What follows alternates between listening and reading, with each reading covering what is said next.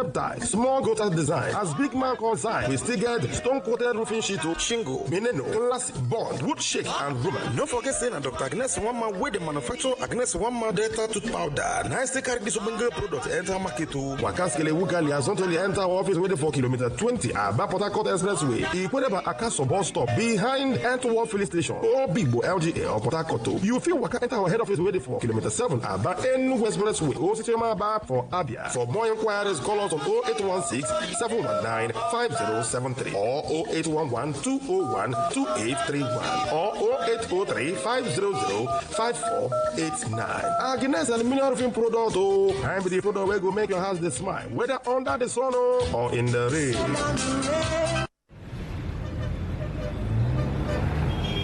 Live from the Garden City of Port Harcourt, Nigeria. This is Today 95.1 FM.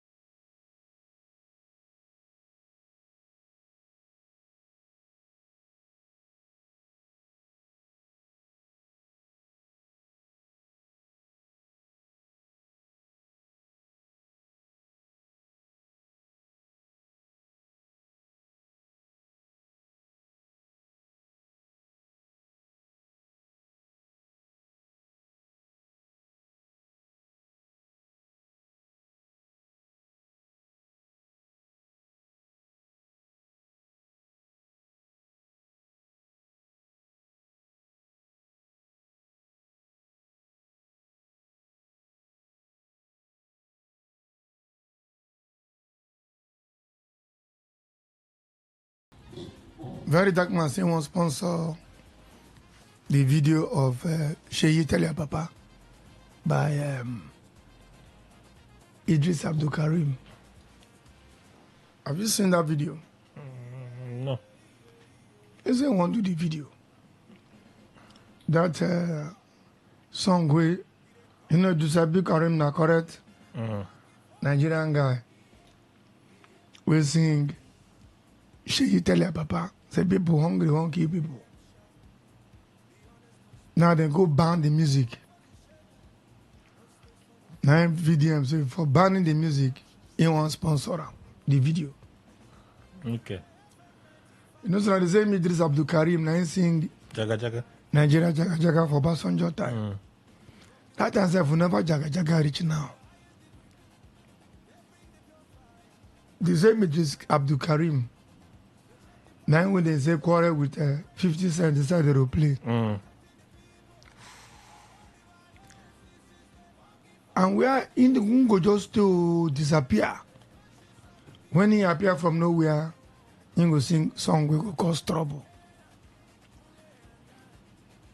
I mean, they listen to fella music. I didn't say but today they play them. Are you surprised? No. I'm happy you know that. It's evergreen now. No. Are you surprised I didn't sign moto? Then they play them. No. Because I enter keke, I enter public transport sometimes. So No, I'm not surprised at all. some people will say you, I take enter moto. I enter a normal complete 100%. It's not even supposed to be a big deal. It's just that. Some people they make them a big deal. If I told them say, But maybe short distance. no, I don't enter public transport from Port Harcourt to Igeduma for Edo State. That's a different one. Edo State. I mean, within the states. So don't be short distance. I don't enter anywhere. Okay. If I'm in the mood. If I'm not in the mood, I check the distance I can. Then take keke completer. From NTA to my house area, I take keke. So now, I listen to fella music. A few days ago, I listened to that particular song. I don't hear them for years, over 20 years now, but I never really pay attention to them. You know, you feel to listen now one thing, to hear another thing. Yeah. Now to pay attention to what you they either listen to or hear another thing. So I don't hear the music. Zombie, yo, zombie, yo. Zombie no go unless you tell them to go. Now, you don't want part of the song you can say left, right, left, right, left, right, left. Look, where these 1,000 soldiers them they go. Now fella house, Kalakuta. Left, right, left, right, left, right, left. Then surround the place, quam. Then they wait. For order. That's, you know, those days soldiers, I don't know for today, if they don't get order, they need to Move. perform. So, you gonna say, then kill him mama. Then throw him mama down out of the window of the house. Meaning maybe the house now upstairs. Kalakuta Republic. Then throw mama from upstairs down. Killing 78 years old mama. Blind some people eyes. Scatter some students' head. 150 people now gathered there. So I can't imagine because I really never do any research into it. Waiting 150 people they do for one house. Were they having a conference? Okay. That one, no, they one side. Maybe because na Kalakuta Republic, the way they talk about the place, na place where they form or they act as opposition government. Okay. So maybe people they gather and all that. A lot there. A lot, maybe. I don't know. I know they sure. I never do the research. I never ask. I just they think my thinking. Because I imagine 150 people one place until I may come there, or we are there anyway. Now no man may not digress. So finally, they kill him, mama. Oyibo people self been dead there. Frenchman self dead there. According to the song. Students dead there. They molest some people. They beat some people. They kill him, mama, and be the high point. Now, I can't imagine. They kill the mama like Jezebel for Bible. And according to that same song, he say, a mama, the universal adult suffrage. I try to learn that thing when I do government for secondary school, but I'm not sure I remember until today. If I Google them, I go see the meaning. Universal adult suffrage. One of the people just suffer universally. You came in, please Google it. Let me learn today. I really didn't have time to do all this research. Universal adult suffrage. Now something about United Nations or something. I've heard about it before, but I never really put them in proper waiting it really be. Democratic principle that grants the right to vote to all eligible adult citizens, regardless of their gender, race, religion, wealth, or education level. That be universal adult suffrage. Yes. Why suffrage inside? It's suffrage. Why are they suffering? No, it's not suffering. Now, wait, what's the difference between suffering and suffrage? Let me look at the word suffrage. Suffrage is the adjective of suffering. No, suffrage is a legal right or privilege to vote. Suffrage. Yes. The use of the word suffrage. Suffrage is a legal right or privilege to vote in an election. That's suffrage. Okay, so universal adult suffrage. So how did mama take the inside? Everybody wait on reach to vote, follow now. Maybe it's to get the full line, the full context of what he was talking about. Maybe if that you get my mama where you kill is the mother of Nigeria. She belonged to universal adult suffrage. Makes sense. Which kind of injustice be this? So she has What a right concern to government inside if now or no? Okay, no, I never read that side. So now, I can't think I'm saying, why did they have to kill that woman like that? Whatever the matter be. At that time, Nigeria never see bad rich like this. In Nigeria, never Jaga. See where they take the talk from come. Idris Abdul Karim. Obasanjo Jaga. Now, Sheyi tell your papa. Sheyi Tinubu tell your papa. But at that time, in the 70s, now fella sing this song. Now, he say,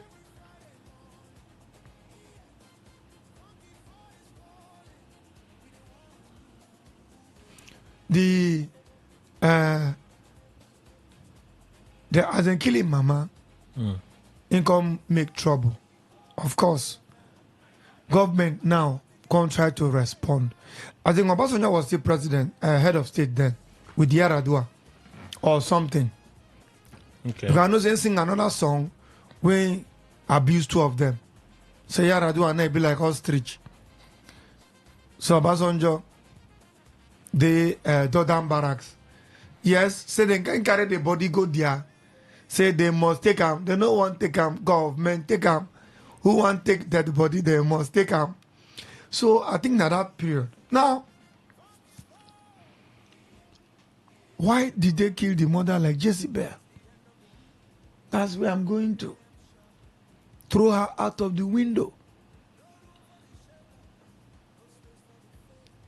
Was she that bad? Because Jezebel was very bad. Followed by her daughter Atalaya. We tried to wipe out the Davidic line, but they don't know that God passed them. So now, that is one. They come he can say, as a matter they go, government can bring what they call government magic. Say they bring inquiry.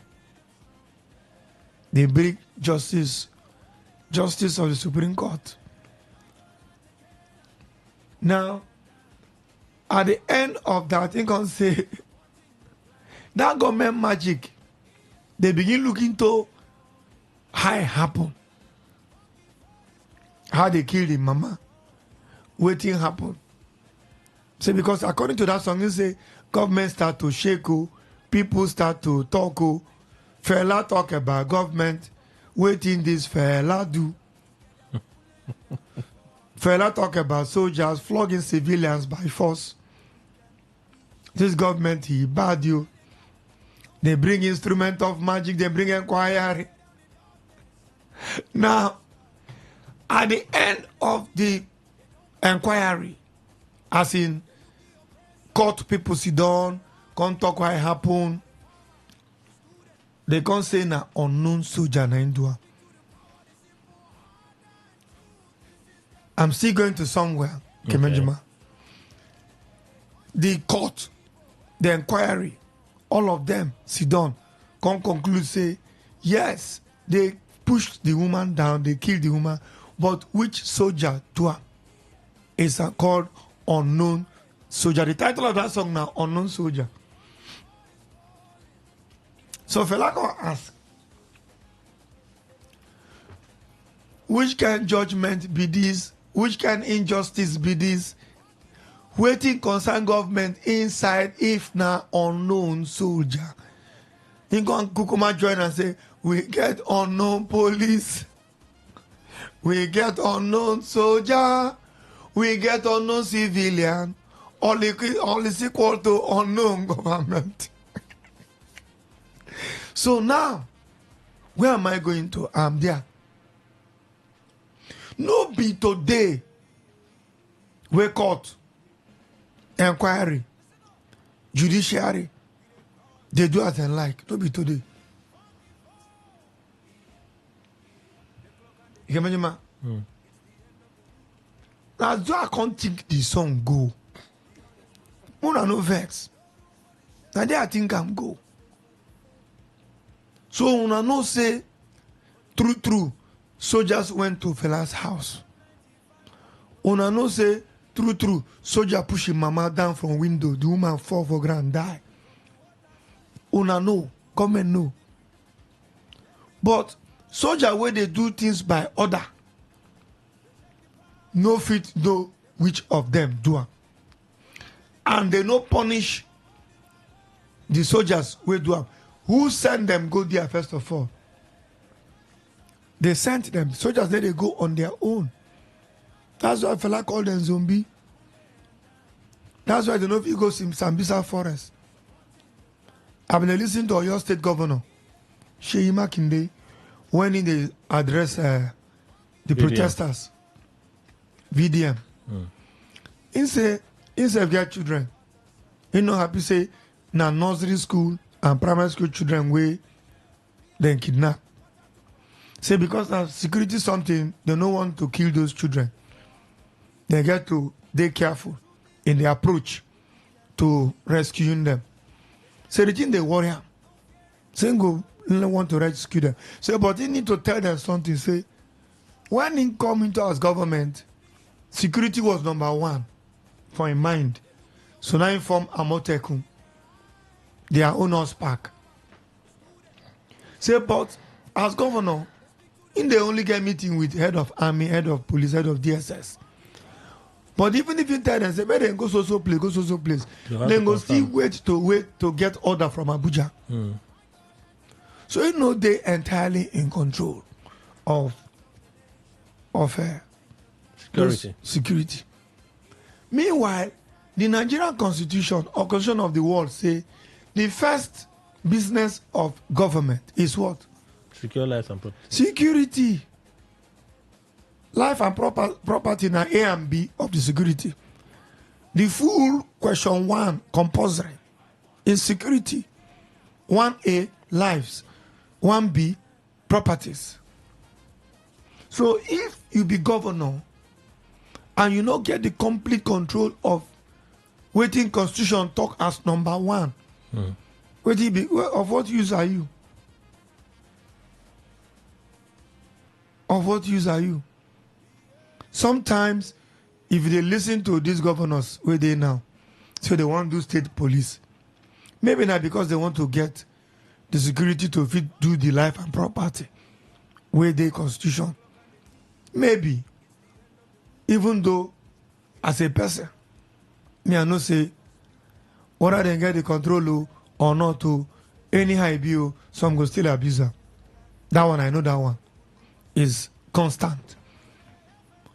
Some will be a power, go use her, pursue their opponents. Some, not all. So sometimes it's not good to generalize and pursue, conclude everybody because of waiting one or two persons go do. So for me, it's neither here nor there. If they want to give them state police, they don't want to give them. Me, I want me they even give them, they cannot go be DPO because they cannot resemble DPO. They cannot go be. Okay, Benjamin, what do you say to that? I have nothing to say. No, say something. I shouldn't be the only one talking here today. I have nothing to say. I should talk about the Takeda becoming DPO. Yes. It would actually be not DPO now, maybe a more senior police officer. Like? By his experience. State police? Maybe zonal command. There's no zonal anything. No, there can be zones police. now. They can no, do na state. If you got American and state police, then they do now. What I mean is they can do zones now in the state now. They can form their own levels of hierarchy in the states now. Okay. So they can three say zones, three senatorial districts. As zones. One head. They one head. They're gonna not go like that zone something. They're gonna not go like that one. They're gonna go like the direct DPU. So then go control the checkpoints around that area. Hi. Now there will be problem if they do state police. Let's use my one for example. Emenike Junction. Traffic day there. Federal. My one police station front. State police, federal police day there. So where state police go there before education?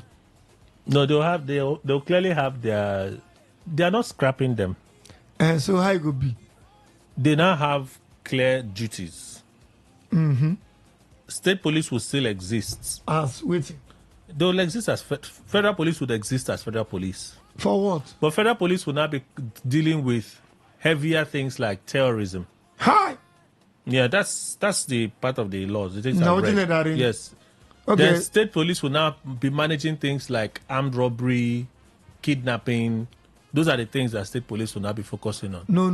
The main federal police don't go like that work. And that's what I'm saying. Those All will of them go resign, come state police. Those will be the clear jurisdiction.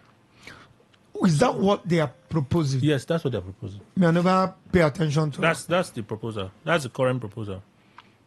Since the police go face, that's the police go like armed robbery, kidnapping, all those maybe minor crimes. Not be minor armed robbery and minor crime. Well, if you look at our context today, armed robbery is minor crime. No. In our context, except now minor, I'm like penknife. Penknife robbery the rain again. No, but what I mean in our context in the country, the level of crime in our country now, where bandits go to a school, carry 46 children. I'm probably compared to that and myself now. We don't hear a lot of reports. And no, it's not that like terrorism. Okay, if we want to model them after America, you cannot say California police different from Texas, their own police. Dallas, they're different. Different police then different. Some day where they even use horse for some of those Navajo areas for America, where then get a sheriff still there now. Then still get motor, but some terrain where they carry horse go they. If we want to model them against that one, terrorist acts for us and FBI then they handle them as CIA now. So that's their own federal police now. No, be federal police be that. No, that's Nigeria get NIA, our equivalent of FBI. Nigeria also gets DSS, intelligence agency now. Yes, they do the same work where FBI they do. So maybe that'll be CIA. Instead of maybe instead of FBI, that could be CIA. Nigeria get DSS, that be their CIA. No, they have SSS in US. SSS is special duties, protect the president, and No, this one. Okay, that be Secret Service. yeah, that's Secret Service now. Ah, Yes. okay. So SSS, they have SSS too. We'll get DSS here. We'll have it's actually SSS. They just nickname themselves DSS. They put on department. By law, they are known as State SSS. Security Service. Yes. But your department here now. And now they added it now, so they prefer you calling them DSS. Everyday conversation DSS, but by law, it's SSS. Okay. That's the okay, man. Come back to my topic. I know may not digress me. So you know what? You don't take we inquiry something for Nigeria. They go one way. If not, how can judiciary for Nigeria? They don't do reach a level where we say one person need to respect the senior court again. Senior court talk left, junior court talk right. Leave. Even when they hear their names, you gonna say they can lift things. Where lift that judgment from come? It's where they pursue everybody. Say because they don't win anything. Okay, agreed. Is it not in the law say they don't win anything? Say anybody don't win anything, go then go pursue. Is it in the law? Yes. So why did they quarrel the man? Because, from what I understand, the parties had gone to a higher court. The parties went to the Court of Appeal and got an order from the Court of Appeal to stop the man. That matter should not continue. The matter should pause, not stop. Pause whatever you are doing until we hear this matter before you can proceed.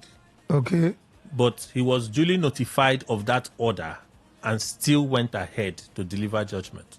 Man, so that you don't know what's in the wrong plan. He won't conclude his own part now.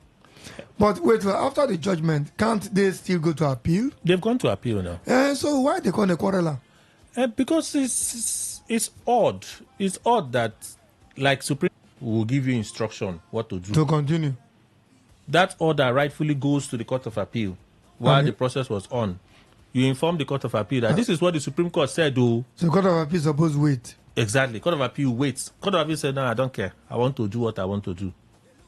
My brother, if you see the houses where they build for those people for Abuja there, my brother, if not you will give judgment. If not give judgment, they collect your key back. But the Court of Appeal is also in Abuja now. They also built for members of Court of Appeal. That's Judges what I'm of the Court of Appeal. You know, for Port Harcourt here, when we keep in build houses for judges, maybe every judge then give you. The ones that way they no give. I don't know the reason. I know asked to, and I know one know, but it was not 100%. Okay. So, use and that house that they give them live inside forever. It's their own. Permanently. It's not for rent to. It's for you to live inside. I know one judge where they live there. The one where they are as. So, it does the arrangement. I don't know the arrangement too. Some judges collect 150 million that time. Go build their own. I think Wike said so. No, be said so. I know one judge too. Because I know one architect we been work for one judge. I don't know the judge, but I know the architect we work for the judge. He's saying they build. So they give them a time frame. So they must build finish. If not, they go refund the 150 million. Hey. So he was in a hurry to complete the house for the judge. I don't know the judge. You understand? So they built. Some collect, some no collect, some no get. They were declared persona non grata. So if now you, so now back to my topic from this morning, from Fela Music. If now you believe, will you not complete what you go complete? Do you know if it is part of the thing? Then none of my friends tell me say one judge where Sabi give dangerous judgments. So all in 10 fingers in the wear ring. In 10 fingers. In the wear ring for the whole 10 fingers. I don't want to call the judge name because I never see her. I don't know what my friend they lie.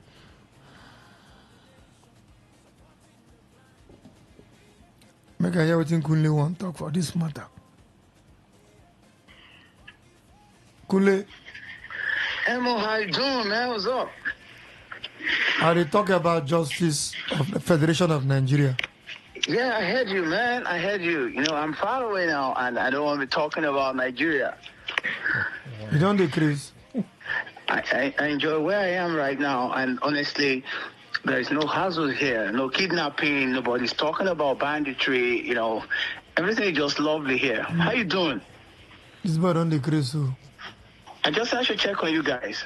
You just smoke. How you doing, G? What's up? Am I? What do you talk? All right. I know you flow, man. I know you flow. He understands. Okay, Mike. A quick one, Mike. I just want to tell you. All right.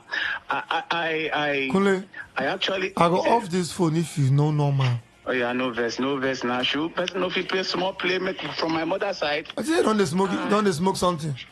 No, America don't enter me like this. I don't even know what they do there again, you know. Anyway, I just want to inform you that I don't see person will go marry me here, so I feel no come back. Now widow. Now young widow or an old widow because nothing you know you do. No, I don't be local government chairman now. Which one be that? You know, say for America, they divorce anyhow. But the thing lovely, sha, because the woman I go pay my groom price. You know, everything they don't arrange, the whole thing. I mean, I don't go spend anything. In fact. So now you give them list. I don't give them list. I give them list. I even had the friends of the groom things to them. Friend of the groom. You know, so when I will collect small thing bad as a bad, you know, it go reach you.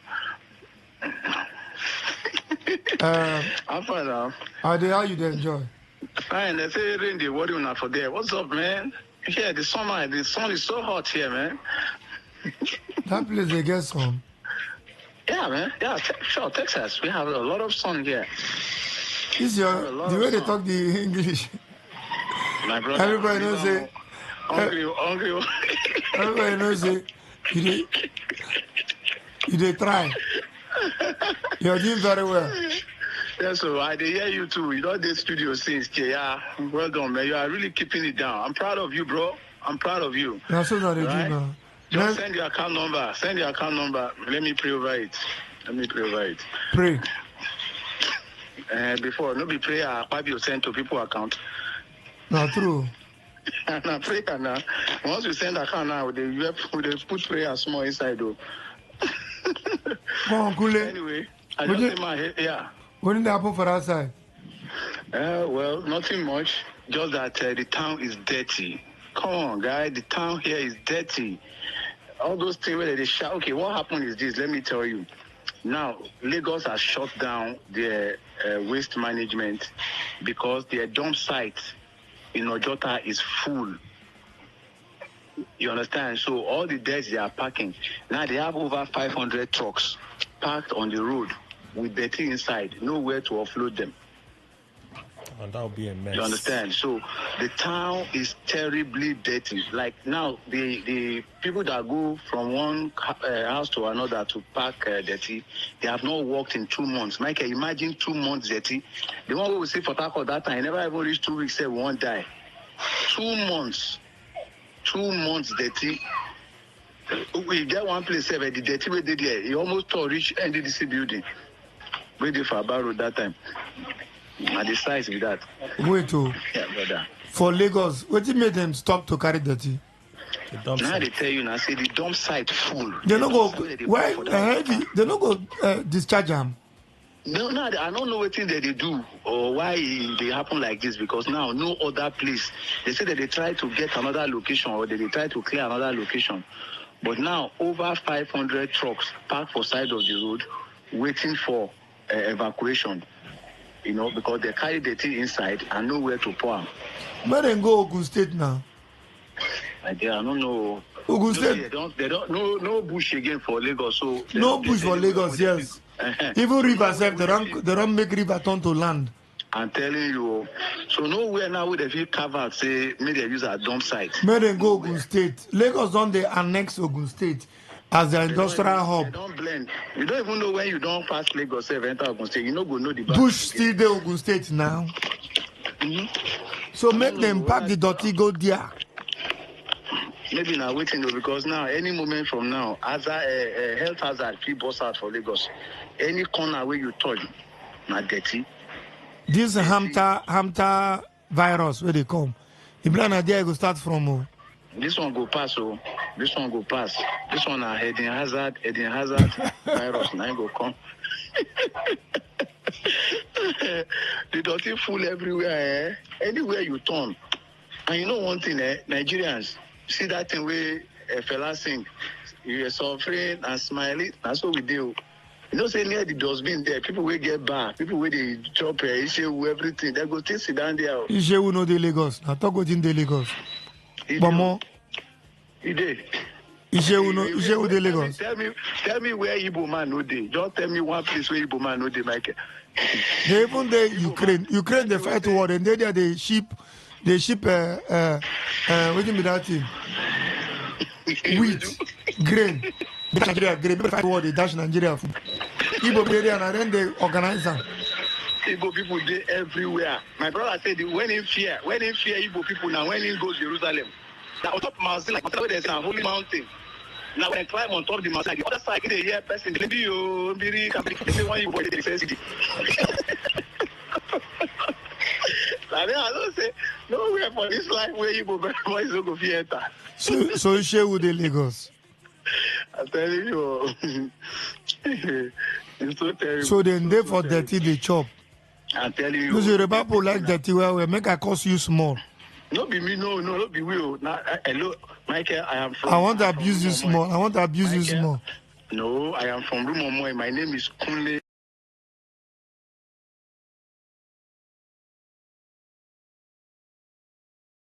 Ovunda Mwene. Alright? So, okay, Moko live tribe. Le people de Lagos, they inside dirty they chop. Fine. Say the people where they Lagos, no say my. Because Omo are food for Lagos pass. That's what they call them, no Omo Igbo full. Everybody full, because even Abuki them. The other day, they catch some of those boys that we don't get any business, and those ones where they run after you, they collect money. All those small children, those children we get copy here, where they run after you, those Fulani children. They pack all of them inside one motor. So maybe they go back. Back to where? To their side now. They carry them more. There's one. There's one outfit in Lagos called Kai, Kick Against the Discipline. Because now people they complain. Imagine person as you day like this, Michael, they go walk, you wear white. Those children go just come hold you for leg with their dirty hand, dirty body. You know? Before you know it, you are either smelling or they have stained you, you know, they complain don't too much. And those other small ones then, we know they do anything now. We don't grow inside the matana. Now necklace they cut. When they don't see you inside motor like this, they follow you small inside the motor. The next time as they see say the motor move, you are free, the traffic free, you won't move. They all put their hand, drag your necklace, or drag bag, or drag phone. Then they run. Yes, they run. And they do them in a place, in fact, they say now they do them on top bridge, on top that third mainland bridge. So that if anybody run, pursue them, they die inside water. From the bridge? I'm telling you. You see why I can't live in Lagos? On a crime there na state of the art crime. Imagine person die from on top bridge inside the ocean. Then because of caught person chain or drag bag. I'm telling you. Bag when no what money inside. What if I see drive inside that place now? Boat they come, speed boat they come. Then care? That's Lagos for you. You don't take one of you live for Lagos, oh. My eye don't see 99. No, you don't take Kunle. I remember how many years ago I go to visit my friend Adisa, my classmate for Uniport. He was bank manager, trade bank that time. I didn't inside the motor. We there for 3rd Mainland Bridge. I the press phone. In time he said, I beg, make I hide the phone. Would they hold up? He said, make I hide the phone, so then go break his glass, collect my phone.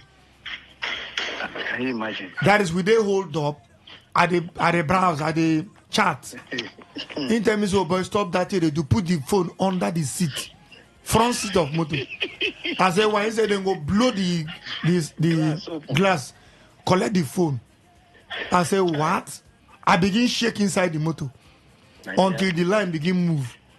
Now I tell myself, Lagos, I can just come and go. That is, Michael, this thing you are saying now is why we always quarrel with our journalists there for Port Harcourt, for River State. Nowhere we crime no day. You understand? But the way that they report them for here, even the normal radio station, if they report crime, it go there like say, okay, crime don't happen. The reporters them, I mean the journalists they report them with small sense. But you see that our side there, they talk like as you say, now only we now they commit the crime. Like so, now only River State crime day. I agree. That's why they vex for some of our journalists them. If something happen, you get how I go just pamper them at least. You know, like okay, let's say now say maybe accident happen, people die. Journalists will get sense now. Go feel say there was a ghastly accident and people lost lives. But our own side, they go talk and say accident happen, people die, their head come out, eyes. Yeah, you know they could want describe them in a way where we say you go come begin fear yourself. I think our journalists need to do better. Nowhere we crime no day. I know we should say crime reach Lagos or any other state, but we get how they manage them. You know, get how they pamper the state, but they will still report them. But you know, say if we go into those discussions now, we will demoralize a lot of people. If not, most of the radio stations will come over after Radio Rivers. Then Rhythm can come before other stations come. Most of the stations will come, River State, come from Lagos. Bring their staff from Lagos. Rhythm bring their staff from Lagos. At that time, yeah. Yes. So you see, there was this bad belly, this intentional demarketing of River State from people who from Lagos come. That time, Abi? Yes, Nigeria was two, Lagos and the rest. The radio broadcasters will come from Lagos, can start up all those radio stations. We come River State. No one see anything good in any other place other than Lagos. Lagos was heaven. So anything will happen for any other place, now die. But what happened for Lagos, now heaven. That was what happened. So it was an economic war. Okay, is this still not still happening till today? Tinubu, as president of Nigeria, check how much he don't approve only for Lagos State. How much he don't borrow for Lagos State. Lagos port, seaport. How much he borrow where British people go give up. The oceanic railway, I mean not railway, put him in that road. Transrating road. Lagos Calabar. Lagos Calabar Coastal Road. Coastal Road. How much in borrow? The new money when go borrow the last one there. Now still for Lagos. Not true. How many don't borrow for any part of the country? It's still happening. Port Harcourt Seaport, Port Harcourt MPA they open. On air they open. But ships hang for river, they wait to bet for Apapa and Tinkan. So the economic war, Lagos fight Nigeria as a whole. Radio people now come complete them.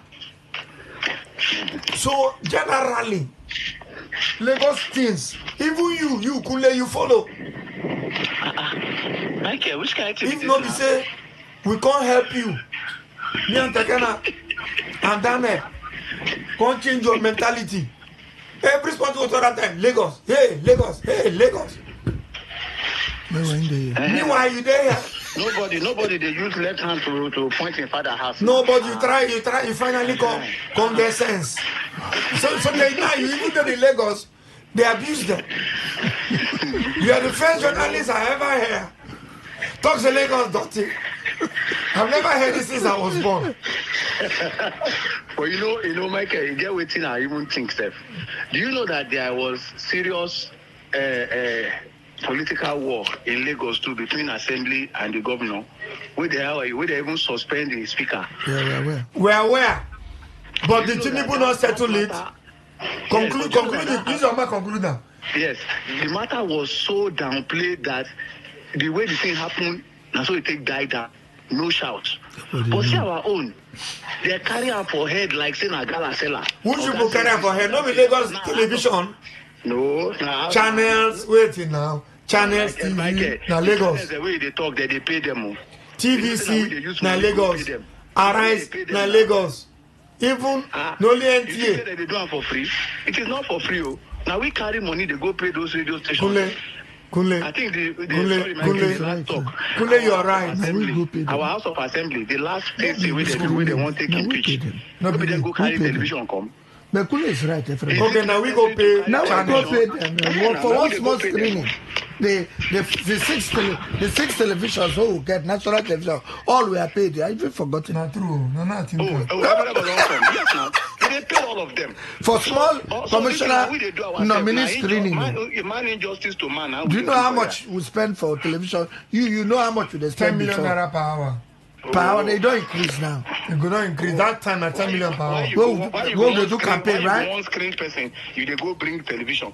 5 television. This one, they go bring television. Every small thing they bring television. So Kule is very right. So we follow the help the Lagos. They kill the river state. Since why I know Kule. Since why I know you, today, maybe now you go down chop ewa bread. One woman who they waka pass on the street. For near one dirty motor. From where near one dirty motor, when they write, do not urinate, but they are please smell pass. You are very, very right, Kule. Yeah, it's right, I agree. We were here. That screening alone. If we don't spend close to 50 to 100 million naira to invite media, to invite Lagos, to invite the entire Lagos, so we're gonna come see where we wash our dirty clothes. Come on, I can see how stupid we did for it. Simple, because all those Oibokala Rasmatas or Ngwongo, it don't make any simple sense. All. Now to the market, to the mean, and to scatter this state. And as we keep on like this, that's how we go take live inside. I have said it over and over. Not the poor man where they spoil this state. Not the average where they find way to chop, they spoil this state. It's the elite, the rich people who hold money. And how do they get their money? We not say very few, if we count how many of them who are into business, where would they see? For this state, if we count, and not just reach 10. The rest, now on this same political money, government money, now they will live on. Now, instead of us to manage ourselves, to relax, could I give an example? The fight between the speaker and, I think, Bajabia Miller. No, Bajabia Miller settled them. No, the president settled them by himself. No, but Amir Miller not sent to go settle them. No one come there, come see rubbish. They still fight small. The president called everybody. No, they fought. All they all bad them all entered Abuja. Wait, they fought. The speaker versus where the governor name? Sanwo-Olu. Obasa. The speaker name no Obasa. Sanwo-Olu, na governor. Good. They fight where pass our fight here. That do you know what happened? But Tinubu, all they all bad them. For all the other for Lagos, all of them, Tinubu send flight for them. They come Lagos, then talking like Kule said. Before we go, no say this kind of thing happen, you don't die. They first remove the speaker. Come bring, I think a woman or something. Yes. Woman, you go no. Now woman and bring. They come bring woman. Later, Tinubu tell say no, bring the speaker, bring everybody. We don't sell for TV.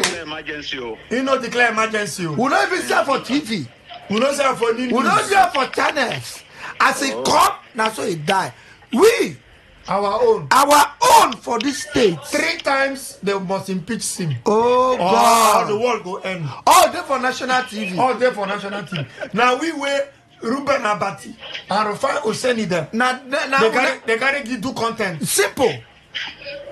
Ordinary screening, what we don't they do? Ordinary screening. Other states they do. They screen for house.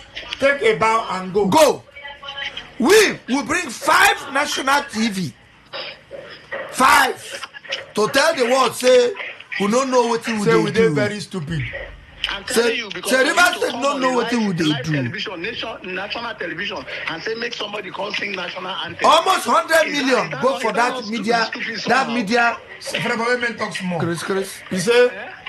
I said to come on a national TV in the name of your screening for a qualified position for commissioner. You say make him sing national anthem. How does that relate to service? Why not go sing? Stop that. Why not go sing? Why not go sing? Why go sing? Why is it not in Nigeria? Why the regular make you sing? Okay, so. Mr. You don't know. For singer where? No, if not singing. But I'm not for singer. Excuse me. Now by singing, they won't take go be commissioner. And excuse me. Now singing and be the work with if a man, if a man admits say, Kule don't talk the real thing. Is that how it? I think as well as a talent hunting comfort. Kule, excuse me. I take exceptional to that. You cannot say that an Okaka man came for talent hunt. No, it's what I assembly and a talent hunt with them come. Now, my own is this. If a man say, okay, Mr. Speaker, I can sing the first stanza. I cannot sing the second. Why don't you give the man small fair hearing? Section 36. Okay, since he say you go please sing the first stanza. Sing the first stanza. They say no, he must sing second stanza. Okay, come on, no second stanza.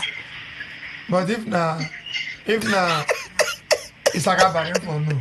No, like that. It is mad. Commissioner for Military Service. No, he was designated for Commissioner for Chieftaincy Affairs. No, then so I think native song. Since the talent hunt way assembly say they come to do. If I sing one song from a Jerusalem group of people. Ndoro namagu ngerere. Oh, you must sing for them. Sing for Barana love. Oh, sing for Barana love. When I was for sing that Peter Stone Cold, this song what they sing. You see, Kule, I started there to disagree with Michael Ogulu that there's nothing like economical war. There is nothing. Now waiting war. You see, the war is between we, the Rivers people. Where two people they war, what do you expect? People where they look the war, the fight. Now they enjoy them. Not talking about current, the economic since. Now since. No. From since and now. I will explain with these few points of mine. Go ahead. Kula, are you still there? It don't go. Credit don't finish. It go down the vessel when they now everybody let us dive. Now so they talk all these politicians what they want lie to us. Let us dive into the issue. As I look at you, this radio sound is very low. Even when they come for motor, I get to increase my volume well. No better they are now. Increase your volume. Go ahead. I know too. Is it economic war? Dive into it. Do before 9 now. Well, we will still come back to that. Before I talk, I'm going to listen to Ikewekwa yesterday. I never want to. I don't feel like Ikewekwa from background, they shout, power. Power. Somebody they talk all of it. And guys for the studio, they talk. You get one from background, they shout power. What do you mean? I said, did they try to suffocate you? He was talking about his House of Assembly screening. Story. Power. Get one from background, they shout power. The man don't even know what to get one, they shout power for. The man say, in contest election. More no verse, so we go come back. If they talk, don't touch me, no go. This matter, if I don't, I go shift to. if I don't shift there, if I don't, work there, shut down. It's a contest House of Assembly. 2006. Don't tell now. Hold on. So that time PDP, what party say once the main election now, once he pass the primaries already, he don't win. So they can't gather all of them. So they can't tell them say the screening committee don't come to come screen the aspirants. They can't tell them say at least make the whole 500,000 for at least for logistics for the screening committee when they finish. No, he said he just planned down on his own to on give his them. own. Okay, 500K. So That time. so I say go enter the screening hall. Come on for In the place, so stay one place. This matter go affect you. Listen very carefully. I say go enter the screening hall. Now one woman go answer. My son, why do you think we should give you the flag of this House of Assembly? Now the man said, thank you very much, position. And if you need something from me, I will tell you, come to the church. For assembly. For assembly election. If you win am, and you come meet and say, Honorable, I need help from you. You go say, good, come to the church. When you come to the church, when you see me too kneel down. They pray to God to give me something. You gonna say that's the way they ask of me, from me. I'm not gonna forgive you. Novel or noble speech. No, let you say, I can't go meet the woman. Say, madam, how did that perform? I'm not gonna give me.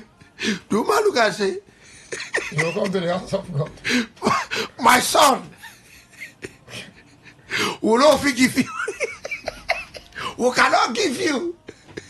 He said, madam, so I have 500,000. Well, I'll give her for logistics. The man said, don't give us all. Carry and go. Carry and go. No, see, nobody accept. They will not give you. Now you can go from Bangladesh and power. Power. You don't see me, assemblyman. Say, if you need something, honorable. Your boys are here. You go say, call church. So that when you reach church, you say, he's 70 now, they pray, God, Papa, God, find me something. Find me something. You say, go, don't say. That's a country beggar. Say, he don't forgive you. So they don't give up. He failed woefully. You know, there's the difference between fail and fail woefully. So, that is just by the way. Let me come down to this thing where Mike get economical war. Lagos don't get an economical war. Lagos, compared to River State, we are far, far better than them. Port Harcourt is more, we both say, strategically located in terms of any business, maritime business. This business where Michael they talk, now maritime business of import and export through the sea. We are more strategically located more than Lagos. In any way, any manner you go think of. We are. Go ahead. 9 down now. Calm down. Is it 9? Why I come my time? They low. Okay, it's true. So we can come back and continue. My time not because correct. you never even start. Yeah.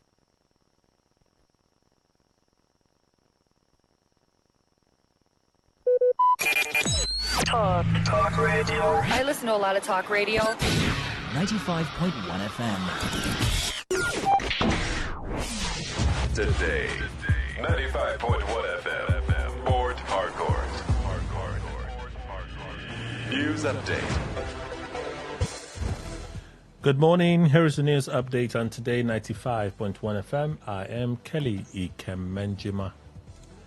The federal government has launched a 200 billion naira share capital mobilization campaign for the proposed Cooperative Bank of Nigeria under the Renewed Hope Cooperative Reform and Revamp Program, RHCRRP, aimed at strengthening cooperative-driven economic growth across the country. The initiative was unveiled in Kaduna by the Minister of State for Agriculture and Food Security and Supervising Minister of Cooperative Affairs, Aliu Abdullahi, during the Northwest Zonal engagement of the Ministerial Advocacy Tour at the Umaru Musa Yaradua Hall. According to the ministry, the funding plan targets 10,000 cooperative societies nationwide through a tiered contribution structure, with the proposed bank expected to finance agriculture, enterprise development, housing, transportation, and value chain expansion. Abdullahi explained that 65% of the bank's equity would be owned by cooperative societies through COP Trust, while institutional and private investors would hold 30% and employees 5%. The State Security Services SSS has called on the House of Representatives to remove provisions allowing international organizations to fund its proposed security trust fund, warning that foreign contributions could expose sensitive intelligence operations to external influence and compromise national security. The agency made its position known during a public hearing organized by the House Committee on National Security and Intelligence on bills aimed at strengthening the operational capacity, training, and funding of Nigeria's domestic intelligence service. Represented by Emmanuel Dobre, the SSS supported the proposed legislation but recommended key amendments, including expunging clauses permitting grants, donations, and endowments from foreign organizations. The service argued that reliance on international funding could undermine sovereignty, compromise operational confidentiality, and introduce external influence into domestic security priorities. It further proposed a revised funding structure with a defined allocation formula, changes to the composition of the governing board, and the inclusion of legal expertise, while also questioning the statutory basis for the Nigerian Governors Forum's representation.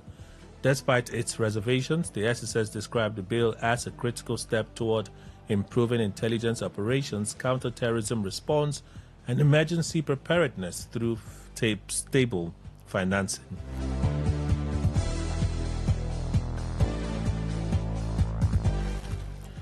Oyo State chapter of the All Progressives Congress APC has announced that it will not participate in the proposed local government election scheduled for December 26, describing the exercise as illegal, ill-conceived, and politically motivated. The party accused Governor Sheyi Makinde of planning to use the election to install loyalists in local government councils ahead of the end of his tenure, insisting that the move would undermine grassroots governance and worsen administrative challenges. In a statement by its publicity secretary Olawale Sadare, the APC alleged that the governor had weakened local government autonomy and is attempting to maintain political influence beyond his tenure, which is expected to end May 29, 2027. The party also criticized Oyo State Independent Electoral Commission for rescheduling the election from January 2027 to December 26, 2026, calling it a charade designed to waste public funds. On the foreign scene, Ghana has hosted a landmark global conference aimed at turning growing international support for slavery reparations into concrete commitments for restorative justice. The event followed a United Nations resolution adopted in March, which recognized the transatlantic slave trade as the gravest crime against humanity and called on countries linked to the trade to engage in reparatory justice measures. Although not binding, the resolution spearheaded by Ghanaian President John Mahama has been described as a major step forward in global recognition of historical injustices, receiving backing from 123 UN member states. Speaking at the opening session, Ghana's Foreign Minister Samuel Abakwa said the campaign for reparatory justice had gained unprecedented momentum since the resolution's adoption, noting symbolic endorsements such as French President Emmanuel Macron's support for repealing colonial-era slavery decrees and the recent apology from Pope Leo XIV for the Catholic Church's delayed condemnation of slavery. The foreign minister said Ghana is repositioning itself from being a crime scene to a sanctuary for healing and reparative justice as the country strengthens ties with the African diaspora, with over 1,000 people recently granted Ghanaian citizenship. That is the news update on Today 95.1 FM. Good morning. Thank you for your time.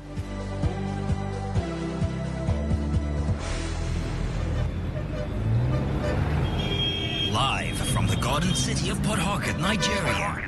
This is Today 95.1 FM.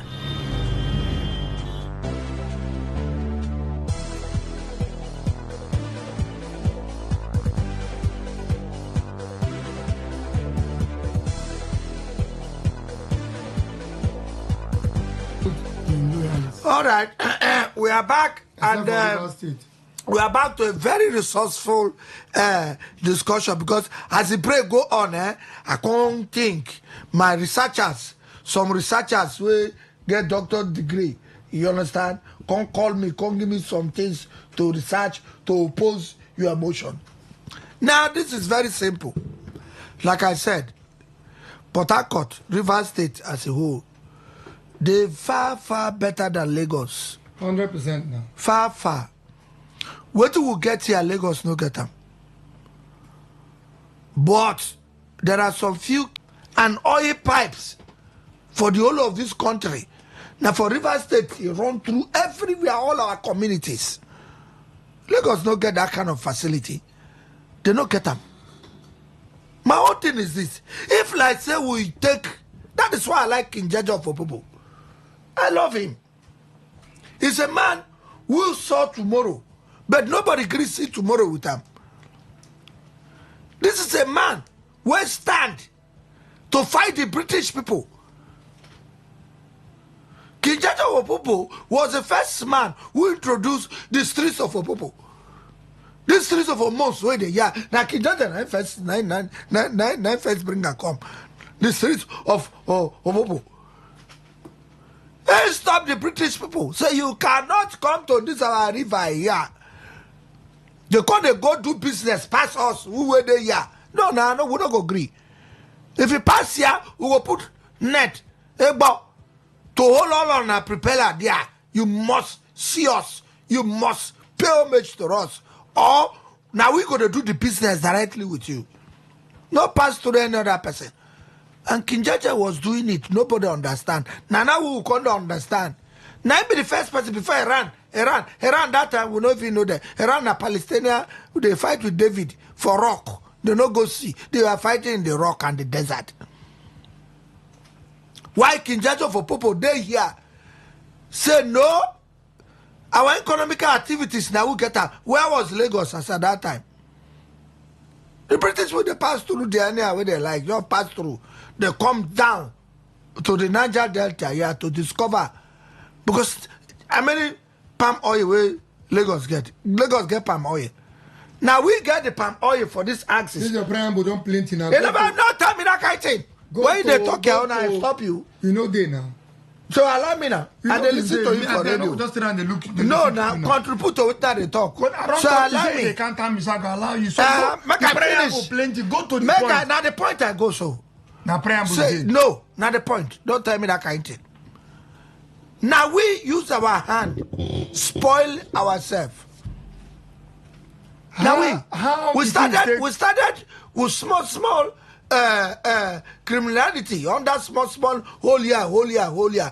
And as we do them, we don't know say people day somewhere Lagos people they will go in to carry news on Lagos people. Now West day. So now them use that opportunity to say with the Jones, they begin blam. And as they blam, before we go no, we don't sell the entire River State to headquarters. When Nigeria, Lagos was headquarters of this country. Was, capital. God bless you. Not the same thing. Not the same thing. Okay, capital.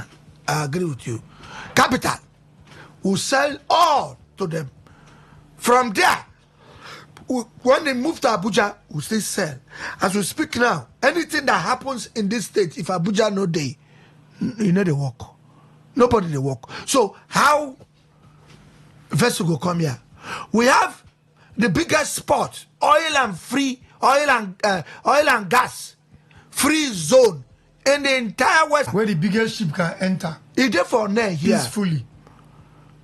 And because we don't even know our leaders where they are now only politics and they don't sell everything to Abuja. Anything where Abuja talk, that is what we do.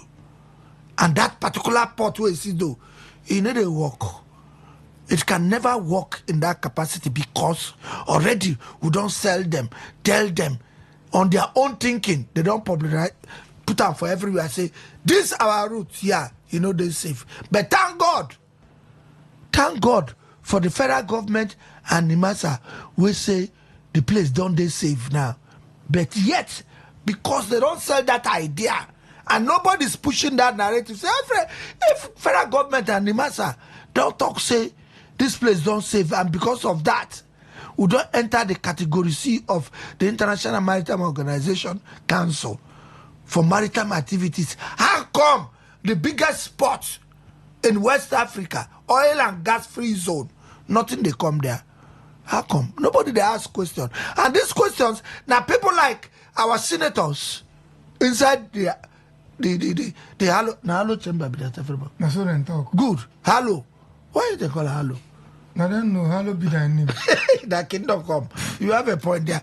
Inside the Hello chambers, we get how many senators? 3? No, 3. 3 reps. No, reps plenty. Reps plenty. 360 reps. No, I'm all from River State. They're much. Rep plenty. Every senate na 3. Senate na 3. So reps plenty. How come? Because me and Ferboy, yeah, we dey talk now.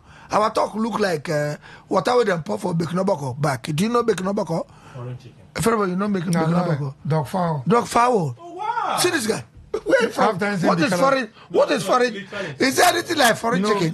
Bekinabo. Bekinoboko. No, Bekin. Yeah, he has a point. Foreign chicken, very good.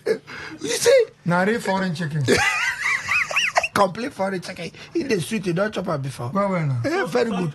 That's the dialect for Okrika. fowl. Yes, Bekinoboko. We're getting with the fowl. I don't It's the same thing, I'm sure, for People Calabari. they call Okoko Beke. Okoko Beke is the same Beke na the thing. same thing. Who they call it Bekinoboko? That is Oyibo fowl. Or Gogo. No, they call Gogo. So you Gogo. are very right. It's just like say we dey pour water for Bekinoboko back. He could just slap, go down. So we dey try, see me and Michael now, on our own level. Where you go end there now, we come out, they go first, they curse us now. I said, yeah, for you idiot, stupid boys. They know they cause us like that. People that appreciate what even they do. Very good, I just some of them. No mind those ones. So then they 3, all this while, how many years since died. 1999? One died. They're doing election today. Who can I through? Olaga No be today. But the 9 died. Olaga the Olaga they contest. enter now. Who won winner? Nobody now. He decrease. There's no need now. He has been. They don't give That's up. what I've been at today. No need. More not even talk about that. Now our guy now live. Now our guy. He go still and marry. Okay, senator. The single senator. That's senator before now. Yes, now he don't come back. Now be say come after the thing end. He go stay there or he go come out. No, the end all go. Come back afresh. No, the governorship. They don't give. No, him be the ticket. They don't give a ticket for that side. They have a senator now. No, this one for PDP get the ticket. If the 10 or finish, what you go happen? All go. All reps, senator. So why in take him? And get from now to May next year now. To chew down. To choose them marry now every 3 months. So plus committee when go join. God bless you. Maybe now go the chairman committee on works. On mobilization of campaign. Of works. Money go come there. This small money. So you understand what I'm saying? Now we. If we behave like now what Iran now they there now they pose. If let's say Iran don't get Strait of Hormuz, now we first get the Hormuz. Iran is called collect our Hormuz. So back to what we are saying. Now we cause some favorable. No, you talk about cost. You agree with me technically.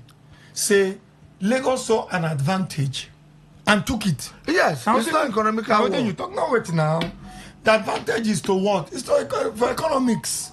They saw it. We're not be war now. You they blame. You they find who to blame. Me, I don't talk of who to blame.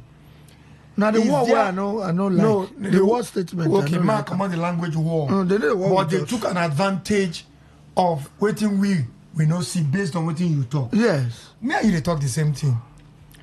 Now having taken that advantage, they keep blowing it.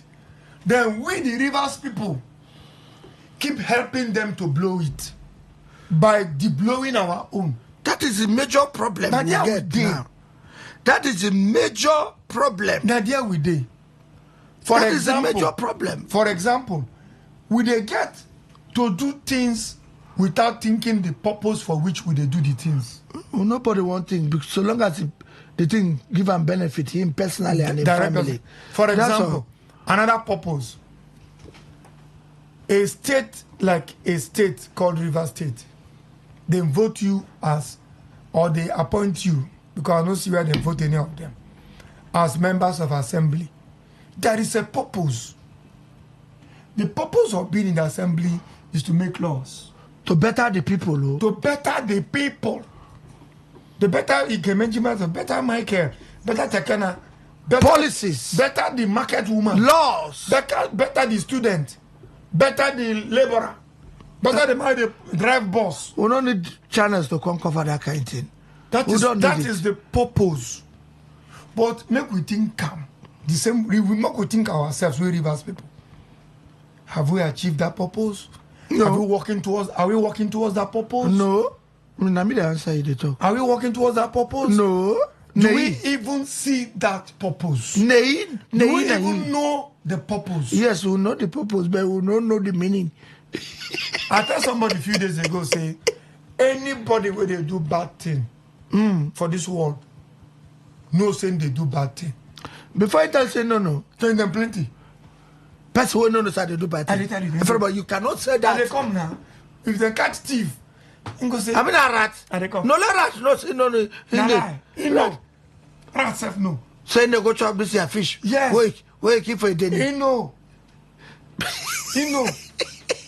There is nobody. See, make nobody tell me. Oh. The only difference. I don't go to say you want to bad thing. Plenty. Example. I didn't know what I just. I mean, a boyfriend and girlfriend, we part each other. See, I did not know when I part you. When we small for you. When we small. Oh, God. You don't want to go back the door. Where sabi thief. All these women have the fry akara. Innocent the thief. Very good. Now, one woman with the fry akara. Opposite our house, for Nanka Street there. The woman fail concentrate on the fire. She the fry akara. You mean the thief the one way? You run thief. Not thief the one way she don't bring. Anytime when she said she they raise 3 up to put the money. Because now 3 they are safe. Akpabari don't raise the 3. Give small money. She never sell much. So when the woman now come sell one do change, open raise 3 up. My brother, nothing did the 3. Now the woman begin shout, who don't take my money? Who don't take my money for on the street? Akpabari from nowhere come out. Say, Mama Mary, what did they find? Your money lost. They don't ask him. Nobody. Mama Mary, your money lost. It's a suspected thief that is disturbing him. In conscience. Conscience. 9 people did that come dive and say, how you take no what she say our money lost. 9 they hold up over the door. And 95. Lo and behold. 85. Rap inside Nika. Then I follow Peter. God forgive me. I follow Peter over the door. You should have been arrested. They go ask this is a jungle justice. Why you do this thing? He said, he don't know. So say that devil. Because so, you don't know. You just there. Your hand carry you. You know not you carry you. You can't go thief. You know not you raise the tray up. You know not you pack the money. You know not you squeeze and well inside your knicker. They know. For those guys they carry go prayers. No. Use broom. That be not talk when I be temperable. On top your skull. Wiping wisdom. Wiping wisdom. Wipe out. So you go know. You go know. Now some people didn't catch for kidnap. Say they don't know. Say that people didn't break us and then they feed the people. You don't know. You they feed people. Yeah, no. You be hosted. So everybody. So what you are saying is we know what they do for this state. We know what they do, right? Nobody they do bad. We don't know saying they do bad. Very good. So we know what they do for this state. Yes. So we use our hand finish the state. May they leave devil alone. Okay. Who's the devil? On that judgment, the devil ain't go first boss out. As he boss out, see God, devil dey by the corner. Devil dey tell Jesus, God say, God, I beg you. There's fair hearing because this guy where they come. Now me what accuse you now. You know go good, you send out to hell without giving me fair hearing. Now there we devil they quote section 36 as amended now because now Nigerians ain't go fool for the judgment side. They not go feel mix us. If they mix us, God feel confused. So they go give us special day for judgment. For Nigeria? Yes. Come postpone them. Come give River State another special day for judgment. Now they go here say, God, I beg. I know that the city university people they come, they go accuse me. Give me fair hearing before I send this guy to hellfire. He goes to devil stand. I say, talk. Say, God, no, devil. Hey, objection. It can never be me. You don't know what they do. That day, come and show the movie, show the film. Only you know what they do. You are very right. We know say we not born perfect. All of us ain't perfect. Mm-hmm. But we'll try to do some simple things. Simple things. Well, we not say normal. Try first. Yes. Make you try reach the point where we say you don't try reach. Okay. God will help us complete. Now come block you. No, be don't wait. You intentionally won't kill the place. Kill the full state. What would they? Because of your personal gain. Living. And I don't want that language interest. Don't be interest. No, what thing? Now evil. Which one evil? It's evil. Nobody want to do evil. Nobody want to do evil as interest. Okay, let me give you an example. If you want, are you married? Were you interested in your wife? Yes. Is it a bad thing? No. So you ask a simple question. We ask a simple one question. The answer two. They say, are you married? If I say yes, my interest. You go say very well. We kiss. Did you ask you that? If I say I'm interested, you don't want if I say I'm interested in you, now good thing. So now they use interest. No, excuse me. I disagree with you. Interest are good and bad. No, in this context. Which one is the contest? Interest. The politicians are contest. Listen, you see, don't qualify the interest. It's the evil interest. That's what I'm saying. Leave for evil. No add. Use one word, qualify for one word. Interest. Okay, evil interest qualify for one personal word. Gain. Any interest, one word. Gain. Greed. No. Greed. Avarice. There's a difference between greed and avarice. Everyone again. Greed different from avarice. Okay. Put them na my chopping. Okay, what about na my chopping? When in a state like River State, people intentionally know saying a bad thing. Then they do them. No be interest. What do you mean the thing? What do you mean they gain? Evil. The evil there is gain, no? Yes, there is gain in evil for people they do them now. That's what I'm saying.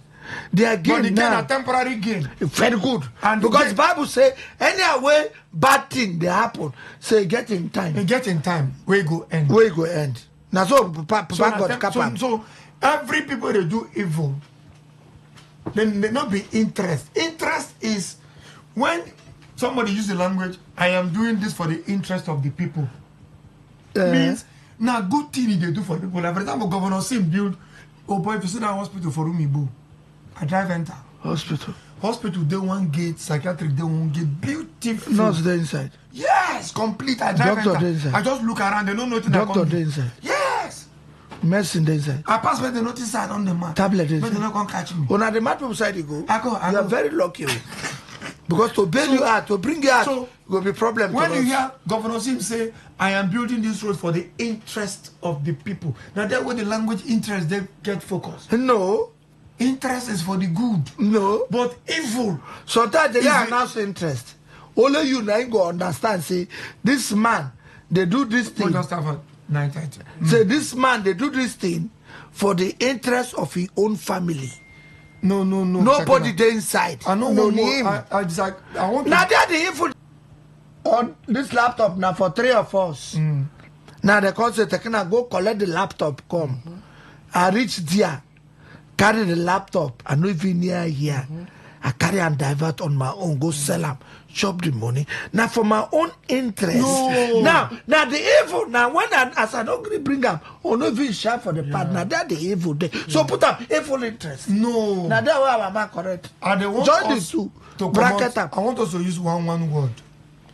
Mo no use two words. One word. Join the two. Just say evil. You go get the answer. Evil. Nah, evil. Evil. They different. Interest. No. Join evil interest. You go like him. Interest is for good. You go soft. It's for good. Interest is for but good. when you don't go for good, na evil interest. Come on, so join the leave for the evil. So what we are saying is this. My friend is saying this thing, one. Na selfishness. No. All are the same thing. Ike of NDDC. No. Who's that? Protocol. Protocol. Chief Protocol to Ogun. Ike. Live in selfishness. We know say selfishness. Now for everybody. That one everybody. This is what selfishness is for everybody. Selfishness they for good. Selfishness they for bad. No, selfishness they for everybody. Because for instance, if 3 of us snap now, I give you the picture for my phone. Who you go first look for the 3 pictures? Now my first photo. That is a selfish. Now you go first look. No. So now general even Sigmund Freud. I know. I'm talking about the basic selfish instinct. God bless you. Yes, That's what it be. So, Ike, leave selfishness. We are talking about a full interest. One word. Have a Betano user ID before you can collect your prizes and win on the Betano World Cup Prediction Challenge. So go and register at www.betano.ng or download the Betano mobile app on your phone to register and be active all through this World Cup season and win big with Betano. All right, let's serve you the World Cup question for today on this Betano World Cup Challenge. The question we're asking you is, mention the African countries that have won a game at this 2026 FIFA World Cup. Let me repeat myself. Mention the African countries that have won a game at this 2026 FIFA World Cup. You know the answer? Simple. Send your answer with your full name and location to 0915 707 9506. Again, 097079506. Send it as SMS or as a WhatsApp message to that number. The first 3 fastest correct answers win exciting, fantastic prizes courtesy of Betano. And that is not all. Also, you can win a star prize, cash, or a smartphone at the end of the World Cup if you can have the highest number of points on the Betano leaderboard by predicting the outcomes of a particular game every time we bring you this Betano World Cup Prediction Challenge. And for today, we're asking you to predict the scoreline and the total number of goals in the game between Scotland and Morocco. That game is tonight, 11 p.m. Nigerian time. Predict the scoreline and the total number of goals in the game between Scotland and Morocco tonight. And that is the prediction game for today on this Betano World Cup Prediction Challenge. Don't forget, I said there are more ways than one. You will win with Betano during this World Cup period. Correct score will give you 10 points and correct total number of goals will give you 5 points. And so you get those two right, you get yourself on the Betano leaderboard for a chance to win the star prize at the end of the World Cup season. It could be cash, it could be a smartphone. Get yourself on the leaderboard right now. Send your predictions, including your full name and your location, to 0915 707 9506. Yes, the same phone number. SMS or WhatsApp 0915 707 9506. That's where to send your predictions. That is the scoreline of the game between Morocco and Scotland tonight, and of course the total number of goals you think will be scored at the end of that game between Morocco and Scotland. Send your prediction 06. The deadline to send in your answer and predictions is 11 p.m. tonight Nigerian time, before the kickoff of the game between Scotland and Morocco. Don't forget, you must have a Betano user ID before you can collect your prizes right here on the Betano World Cup Prediction Challenge. So go and register at www.betano.ng or download the Betano mobile app on your phone to register and be active with your account throughout this FIFA World Cup season. Good luck. Omo, tonight na my night. I go clear the table. Red, black, red, 0. I don't crack the code. No joke. The only thing where you fit crack na na jokes. They play. Make we bet. Win big on Betano Casino. Enjoy more than 5,000 slots on Aviator and mega jackpots every day. Download the Betano app on Google Play or Apple Store or visit betano.ng to start playing. Only for persons above 18. Bet responsibly. Terms and conditions apply. Betano. 360 Sports.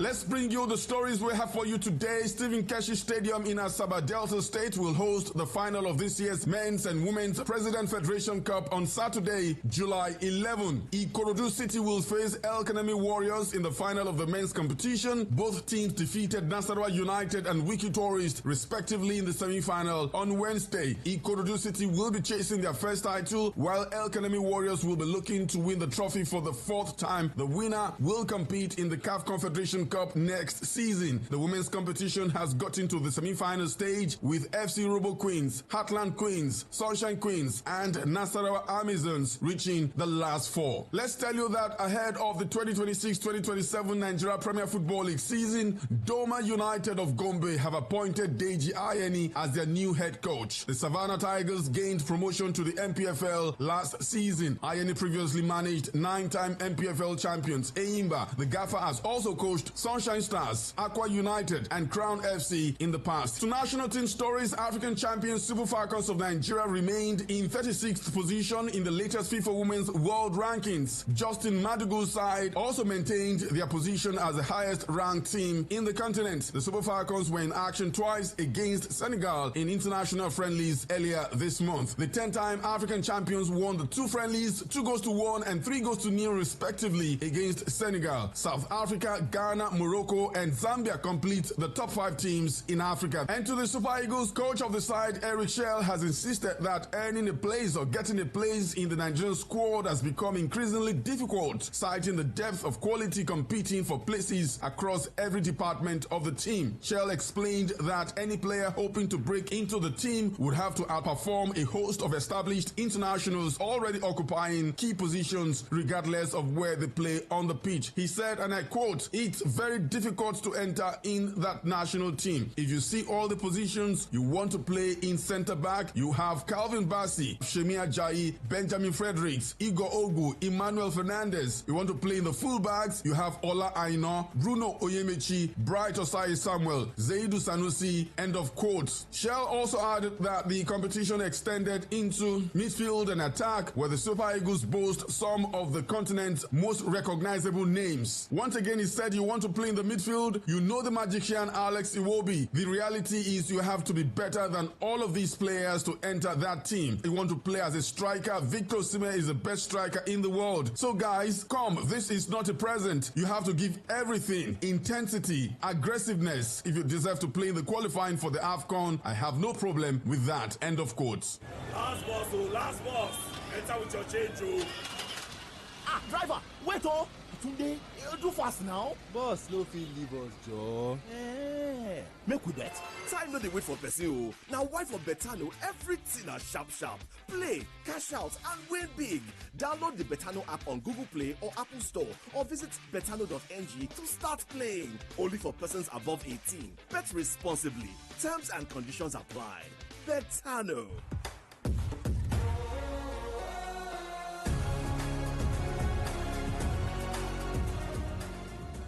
As the second round of matches in the group stage of the 2026 FIFA World Cup started yesterday, let's bring you a brief statistical overview of the performances of African teams at this World Cup. So far, after the end of the first round of matches in the group stage, Africa played 10 matches, won twice, drew 4 times, and losing 4 times, amassing 10 points from a possible 30, scoring 7 times, and conceding 16 goals. Let's quickly remind you of the result of African teams in the first round of the group stage. Ghana beat Panama 1-0, Ivory Coast won Ecuador 0, Morocco and Brazil battled to a 1-1 scoreline. Same result between Egypt and Belgium. Cape Verde 0, Spain 0, DR Congo 1, Portugal 1, Senegal 1, France 3, Algeria 0, Argentina 3, South Africa 0, Mexico 2, Tunisia 1, Sweden 5. And talking about African teams, it was good to see South Africa get their first point of the 2026 FIFA World Cup yesterday when they played out a 1-1 scoreline against Czech Republic. South Africa take on South Korea on Thursday, while the Czechs will take on co-host Mexico at the same time. And talking about co-host Mexico, they became the first nation to qualify for the knockout stages of the 2026 FIFA World Cup with a narrow 1-0 win over South Korea in Guadalajara. The result continued Mexico's 100% start at the World Cup and confirmed Javier Aguirre's side will advance as Group A winners. That means the co-hosts will be in Mexico City for both their last 32 and potential last 16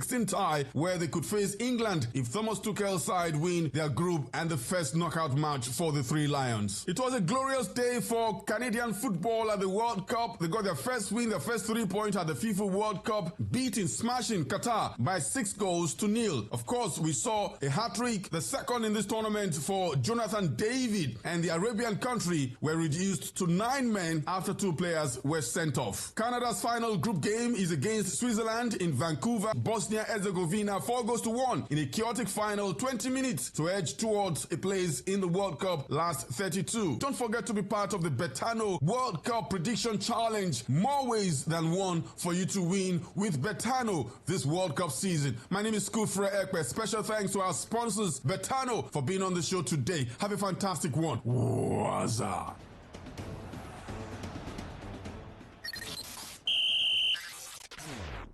Today 95.1 FM, where news meets insight, sports meets passion, and entertainment meets excellence. Expert analysis from seasoned professionals and our top analysts, informing, educating, and entertaining you. Your voice, your station. We are the voice of the people. Time for us to take you through the stories from the newspapers. It's the newspaper review segment on today's Quest, Today 95.1 FM.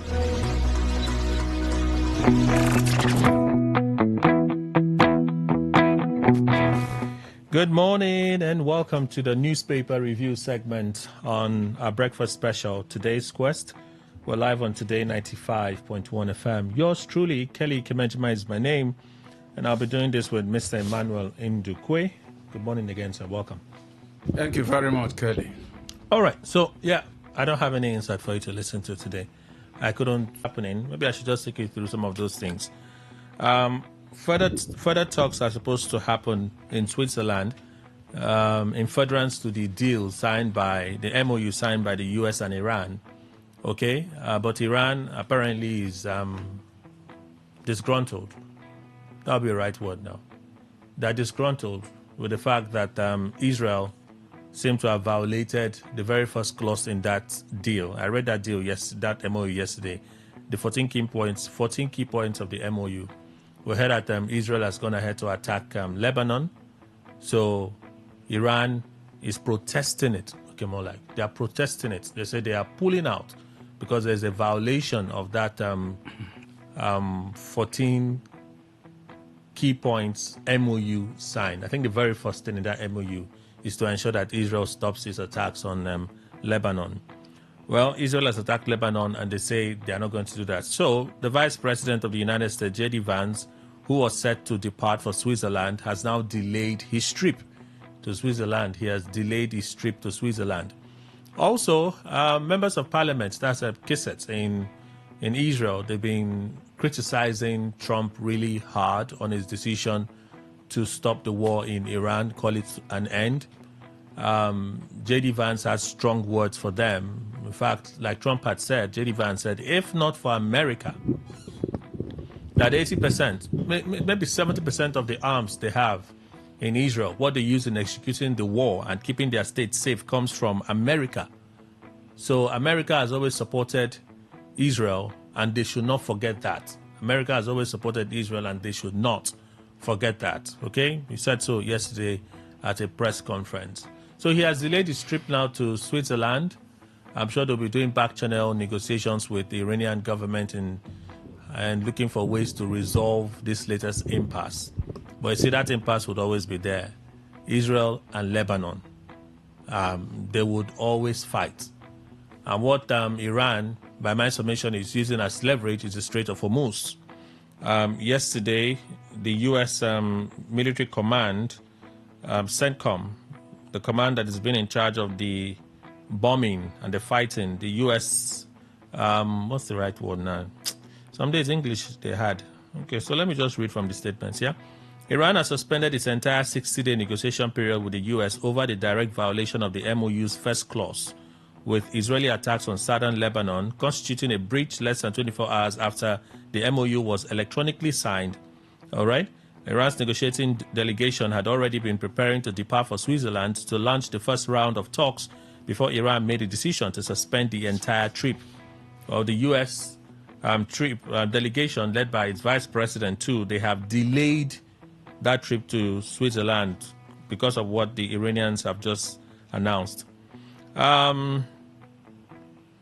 This is big, okay? Former Beatle and music legend Paul McCartney has passed on. He died yesterday at the age of 83. Was a few days away from turning 84. So Paul McCartney has passed on, and it's quite significant, actually. Where's the story I'm looking for? This is the story I'm looking for, yes. U.S. Central Command. Today, U.S. forces lifted a blockade on all maritime traffic entering and exiting Iranian ports and coastal areas, in accordance with the president's direction. American forces are not impeding the transit of vessels to or from Iranian ports. All U.S. military blockade enforcement efforts have ceased. Our great naval ships will remain in the general area to make sure that all aspects of the agreement are adhered to, obeyed, and in full force and effect. Well, maybe a slight drawback to the gains. This morning now, I see that Brent crude is trading around $80. Maybe that's what they're also looking at, rather than rushing to announce a drop in price. And then by the time you blink, you realize that price has gone up again. Mr. Andikwe. Well, I think, especially on the oil trade, always hovers on the vagaries of international system. And so it will be going up and down, even as they stop the... Well, I don't know. I find it very difficult to say the war has stopped. You know why I keep on saying this? There's no time Israel will fold his arms. Iran has power, authority over Hezbollah in Lebanon. Iran, instead of advising his partners or whatever, please stop every violence against Israeli government or Israeli people. Don't fire any missile or bombs or rockets to Israel. They'll keep quiet and rather wish Israel to be included in the agreement and say, Israel, don't fire again. Who will allow others to come and kill him in his home? No, nobody. There must be retaliation. And so anytime they fire, Israel will retaliate. Even Trump knows that it's a very difficult thing to keep. But they've used it to secure Iran to calm down. They could fine-tune every other thing. But Iran must have in mind that if it wants the war, because truly there's a level that will show stubbornness, America will unleash its power on it. All this while, it was just looking at them and said, this is not actual war. This is not actual war. And so let's not obliterate these people. There's a level they will do stubbornness. America will show them that they are stronger than them. Not to talk of Israel, though.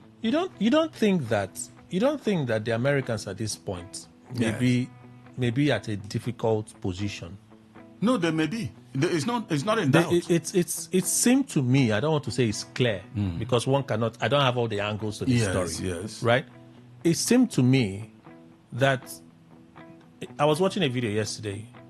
You know, Trump is man of many contradictions. He started by saying we don't need their oil. But in a recent... He's not telling the truth. The same day they did the signing, he said in about 4 months our reserves will run out. I don't know if he's talking about America's reserve or he's talking about global reserves, but he says in 4 months our reserves will run out. If we don't do something now, our reserves will run out. And Iran knows, if not for anything, this war has now opened the eyes of the world to the fact that you cannot come to our backyard and pass our backyard freely and we will not respond. We will use that our backyard that we know is an important global shipping route, oil shipping route, and hold everybody hostage. Kelly. So that's the point where now these bombings have been going on. Iran, they've been talking, but now they understand that since you brought the hostility to us, you brought the war to us, and we realize that this our backyard is a lifeline for everybody. We will continue to blackmail you on this backyard because of this backyard. You see, Kelly, anything as a possession that is communally owned, or product or whatever it might be, and then there's a little conflict, and one is superintending over that and pushing others away. At a point in time, the anger of the other people will come and they will overwhelm that particular individual. Okay. That's what is waiting for Iran. Let me tell you, Japan thought, and it didn't think rather, it was the greatest power then when I think the First World War. Until it continued, both Americans and others, the Europeans who were brokering peace and all that, he refused to listen until America released the 2 atom bombs. It succumbed up to today. It cannot go looking for acquiring nuclear weapons. It's been caged, and so it will remain. Iran should be careful, because there's a way a child will come up to lift a 50-year-old man while you are 5 years. The man will look at it and say, 45 years older than you, I will show you. And he will sit on top of you. You won't stand up. Okay, so let's wait and see how they play this one out. I'm sure that they'll use diplomatic channels in resolving this. That's what I also believe. And maybe tomorrow or even later today, we'll head at J.D. Vance is off to Switzerland for that talks. But if not for anything, at least we'll have a bit of stability. But for this tension, I hope it doesn't escalate. It will continue. It's also benefiting Iran. I hope it doesn't. I hope it doesn't escalate, though. I hope it doesn't. Today is International Day for the Elimination of Sexual Violence in Conflict. I think this is a very serious one. Weaponizing vulnerability in times of war.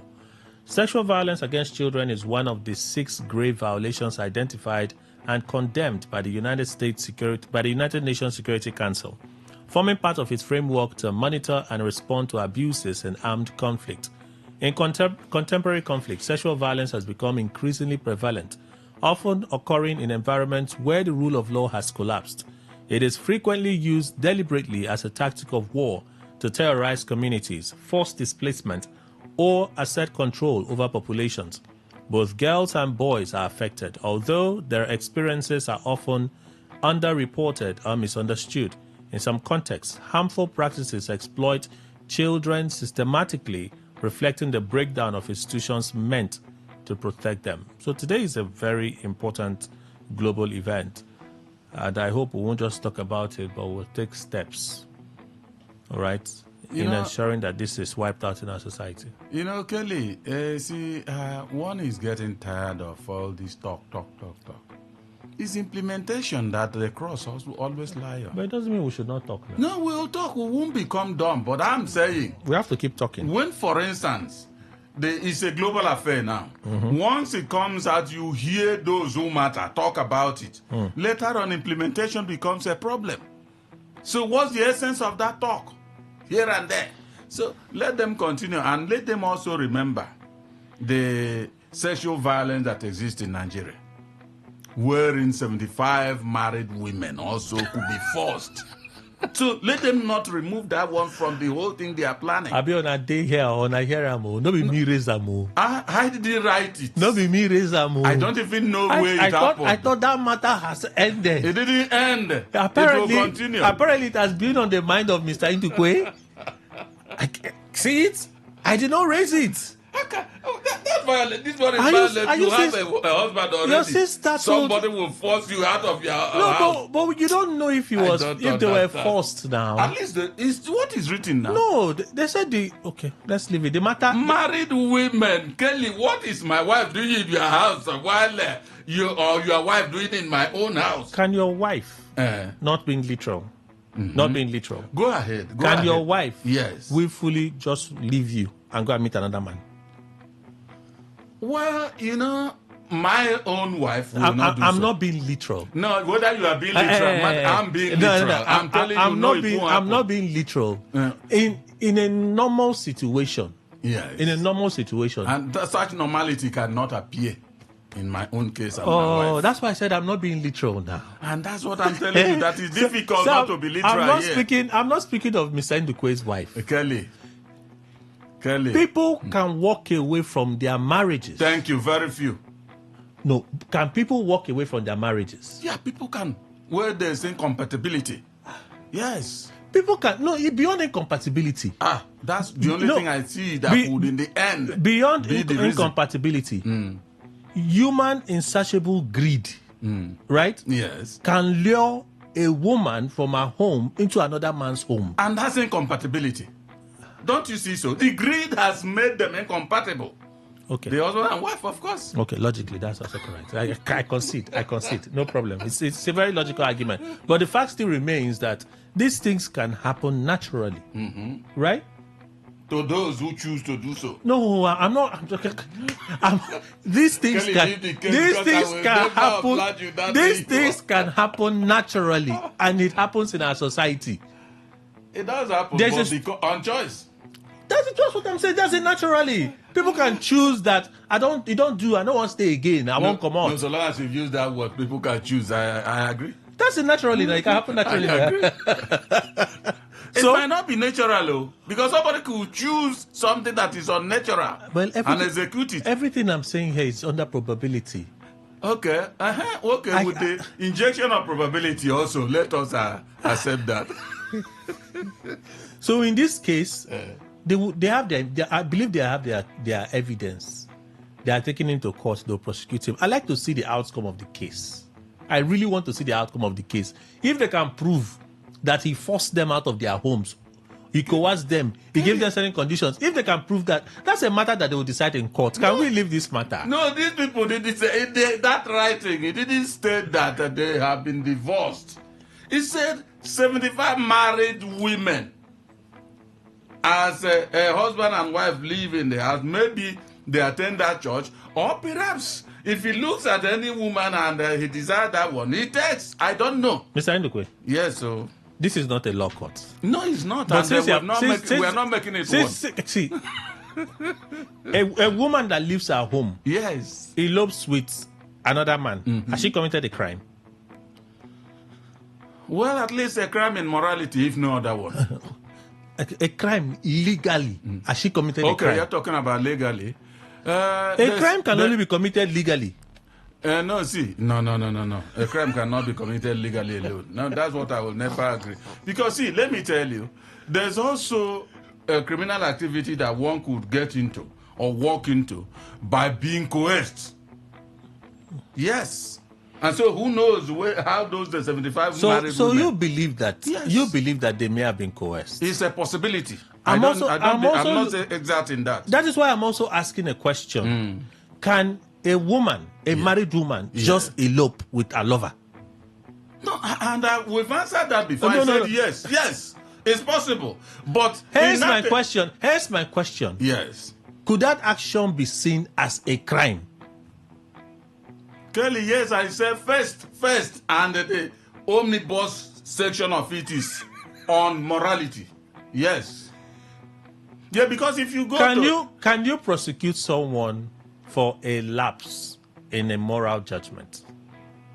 Well, if it doesn't go afoul of the law. Your question is very simple. I understand it very well. I'm telling you, in our society that throws morality to the wind, no, maybe the possible I'm answer. not even talking about our society. I'm talking about but our I laws. am telling you no, because nothing can be done outside the human society. I am speaking in context of our laws.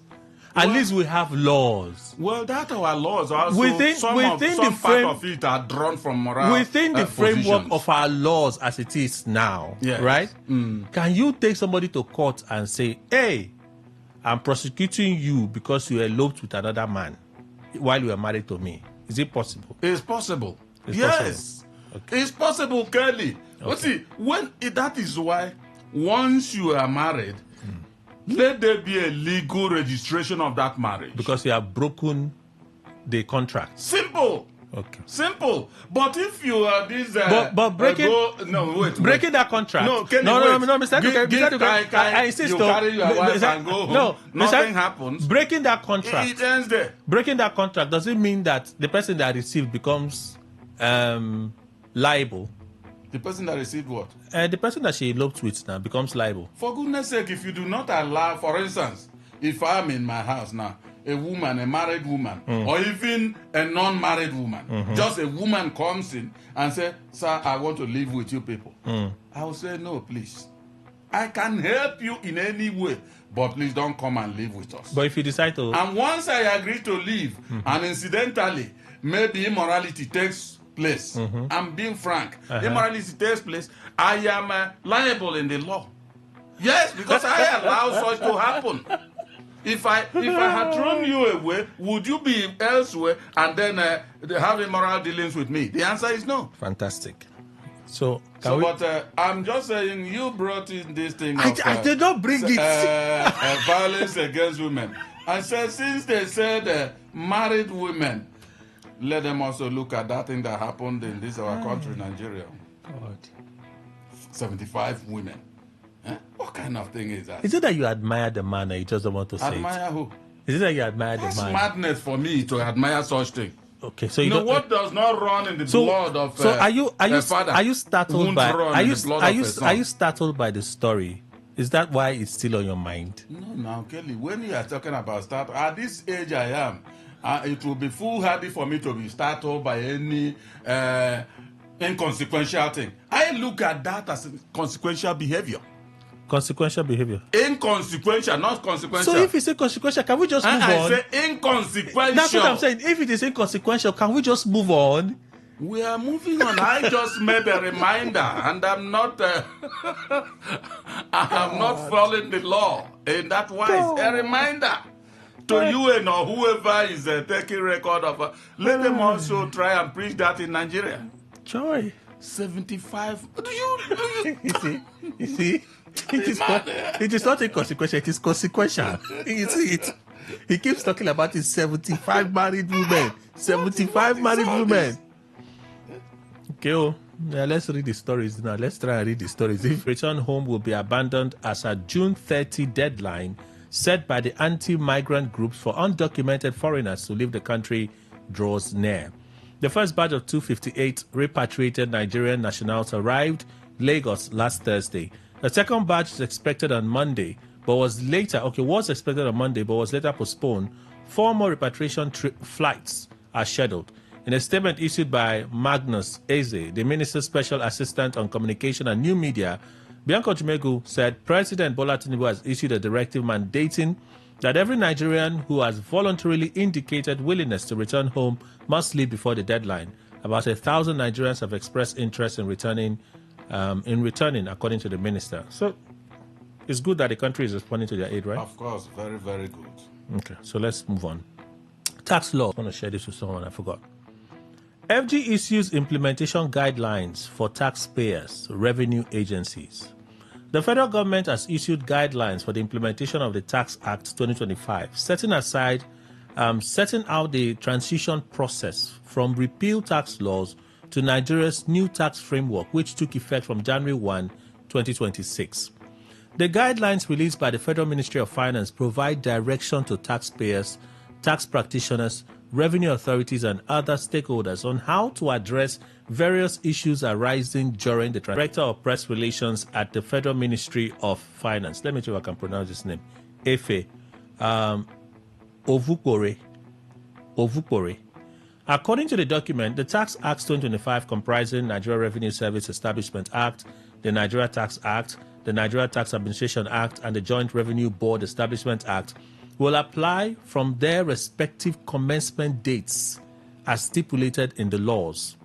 The ministry says tax liabilities, assessments, audit, investigations, disputes, and enforcement actions relating to periods before January 1, 2026 will be treated under the repealed tax laws.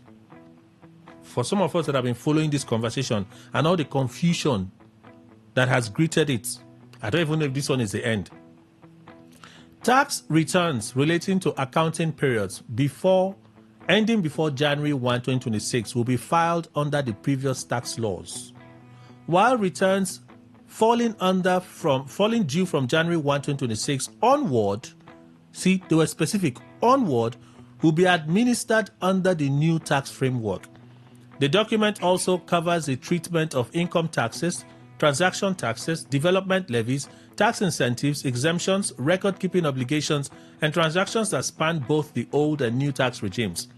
The ministry said existing tax incentives and exemptions granted under the repealed laws will remain valid until their expiration dates, while new applications and pending requests will be considered under the provisions of the Tax Acts 2025. Speaking on the release of the guidelines, Taiwo Idele, Minister of Finance and Coordinating Minister of the Economy, says the document provides a framework for addressing transitional issues while ensuring that the new tax laws are not applied retrospectively. So I'm still going to speak with accountants to understand. But what I understand from this that is markedly different from what was is your tax obligations for 2025 before the January 1, 2026 date that they are announcing. Those obligations are supposed to be filed under the previous laws. Yeah. And not the new law. It, yes. Supposed to be filed under the previous laws and not the new laws. Yes. So this new law is everything that happened from January 1, 2026. That's when this new law will start applying. Yes. Because what they've been doing, what others have been doing is shouting, based on the new Tax Act 2025, come and file your tax returns. Based on the new Tax Act 2025, come and file your tax returns. They have said no. The financial events of 2025 will be filed under the repealed laws. It's the things from 2026 that would apply for this new law. You want to add? It's becoming plenty. These are our taxes. They confusion. I'm sure they will soon release another. And there will also be efforts to make explanations that will, in the end, wrap it up for us to understand. But government will always come up with maybe the more you look, the less you see. Some kind of explanation, yeah. Yes. Daily Trust is our next stop. Stop blaming North for insecurity. Retired generals tell Nigerians. Retired military officers and associates of the late Major General Rabi Abubakar have cautioned Nigerians against blaming the North for the country's worsening insecurity, insisting that terrorism, banditry, and kidnapping have become a national challenge affecting every region. The group made a submission at a press briefing held in Kaduna in honor of the late general who died in bandits' captivity after being abducted alongside his wife near somewhere in Katsina State. Speaking on behalf of the retired officers, Brigadier General Ismaila Abdullahi, retired, said the persistent insecurity across the country should not be viewed through an ethnic or regional lens. Those present at the briefing included Ambassador A. Mohammed Musawa and others. Brigadier General Abdullahi lamented that some commentators had continued to attribute Nigeria's security challenges to the northern region, describing such narratives as divisive and counterproductive. These incidents of insecurity have attracted not only condemnation but also taken ethnic coloration, with some commentators blaming the northern region for all the ills of the Nigerian state. The retired officers questioned what they described as selective outrage over insecurity, noting that kidnappings, terrorism, and banditry were no longer confined to any particular part of the country. We need to ask ourselves certain fundamental questions. Why are we so good at selective outrage and justice? Are the rising terrorism and kidnapping activities in the country truly isolated northern problems? Can any part of this nation remain unconcerned by the current onslaught of kidnappings, banditry, and terrorism? The officers say the death of General Abubakar was a painful reminder of the deteriorating security situation in the country and the inability of the system to adequately protect citizens. Well, Kelly, I think for somebody like me, I wouldn't say it's the North. Okay. I can't say that. Because the one that happened in Oyo State, that's far away from the North. Okay. Now, but there's a problem. That group of generals should also listen to this thing I want to say.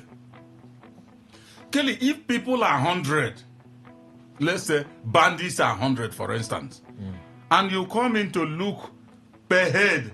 Okay. It might not be a northern affair, but why is it that that particular magnet is drawing more of the northern people? So those people in that group should use their tongue and count their teeth. The Sun newspaper. This is an interesting story. Xenophobia. Nigeria considering action against South African businesses. Odumegu Ojukwu. The federal government has hinted at probable sanctions against South African companies operating in Nigeria, including telecommunications giant MTN, as outrage mounts over the ongoing harassment and attacks on Nigerians living in South Africa. Ambassador Bianca Odumegu Ojukwu, Minister of Foreign Affairs, made the announcement on Thursday while addressing concerns over escalating anti-migrant attacks in South Africa and the evacuation of Nigerians. The minister said Nigeria had exercised restraint and continues to pursue diplomatic engagement, but warns that the government might be compelled to explore other options if the attacks persist. As I indicated before, there are these huge conglomerates. By the way, there are over 120 South African companies operating in Nigeria. Nobody's asking them to provide proof of identity. Nobody's asking South African staff working there whether they are South Africans or Nigerians. And nobody is taking over their shops or businesses. But this is happening to Nigerians in South Africa. So I think that at some point, we really have to review the options available to us. I think at some point, we really have to view the options available to us. We have MTN, MultiChoice, Stanbic, Protea, and many other South African brands spanning multiple sectors. She also stressed that any retaliatory measures would have to follow constitutional provisions and due legislative process. She explained further that the federal government is currently engaging South African authorities through diplomatic channels, while the National Assembly would play a constitutional role in determining Nigeria's response should those efforts fail.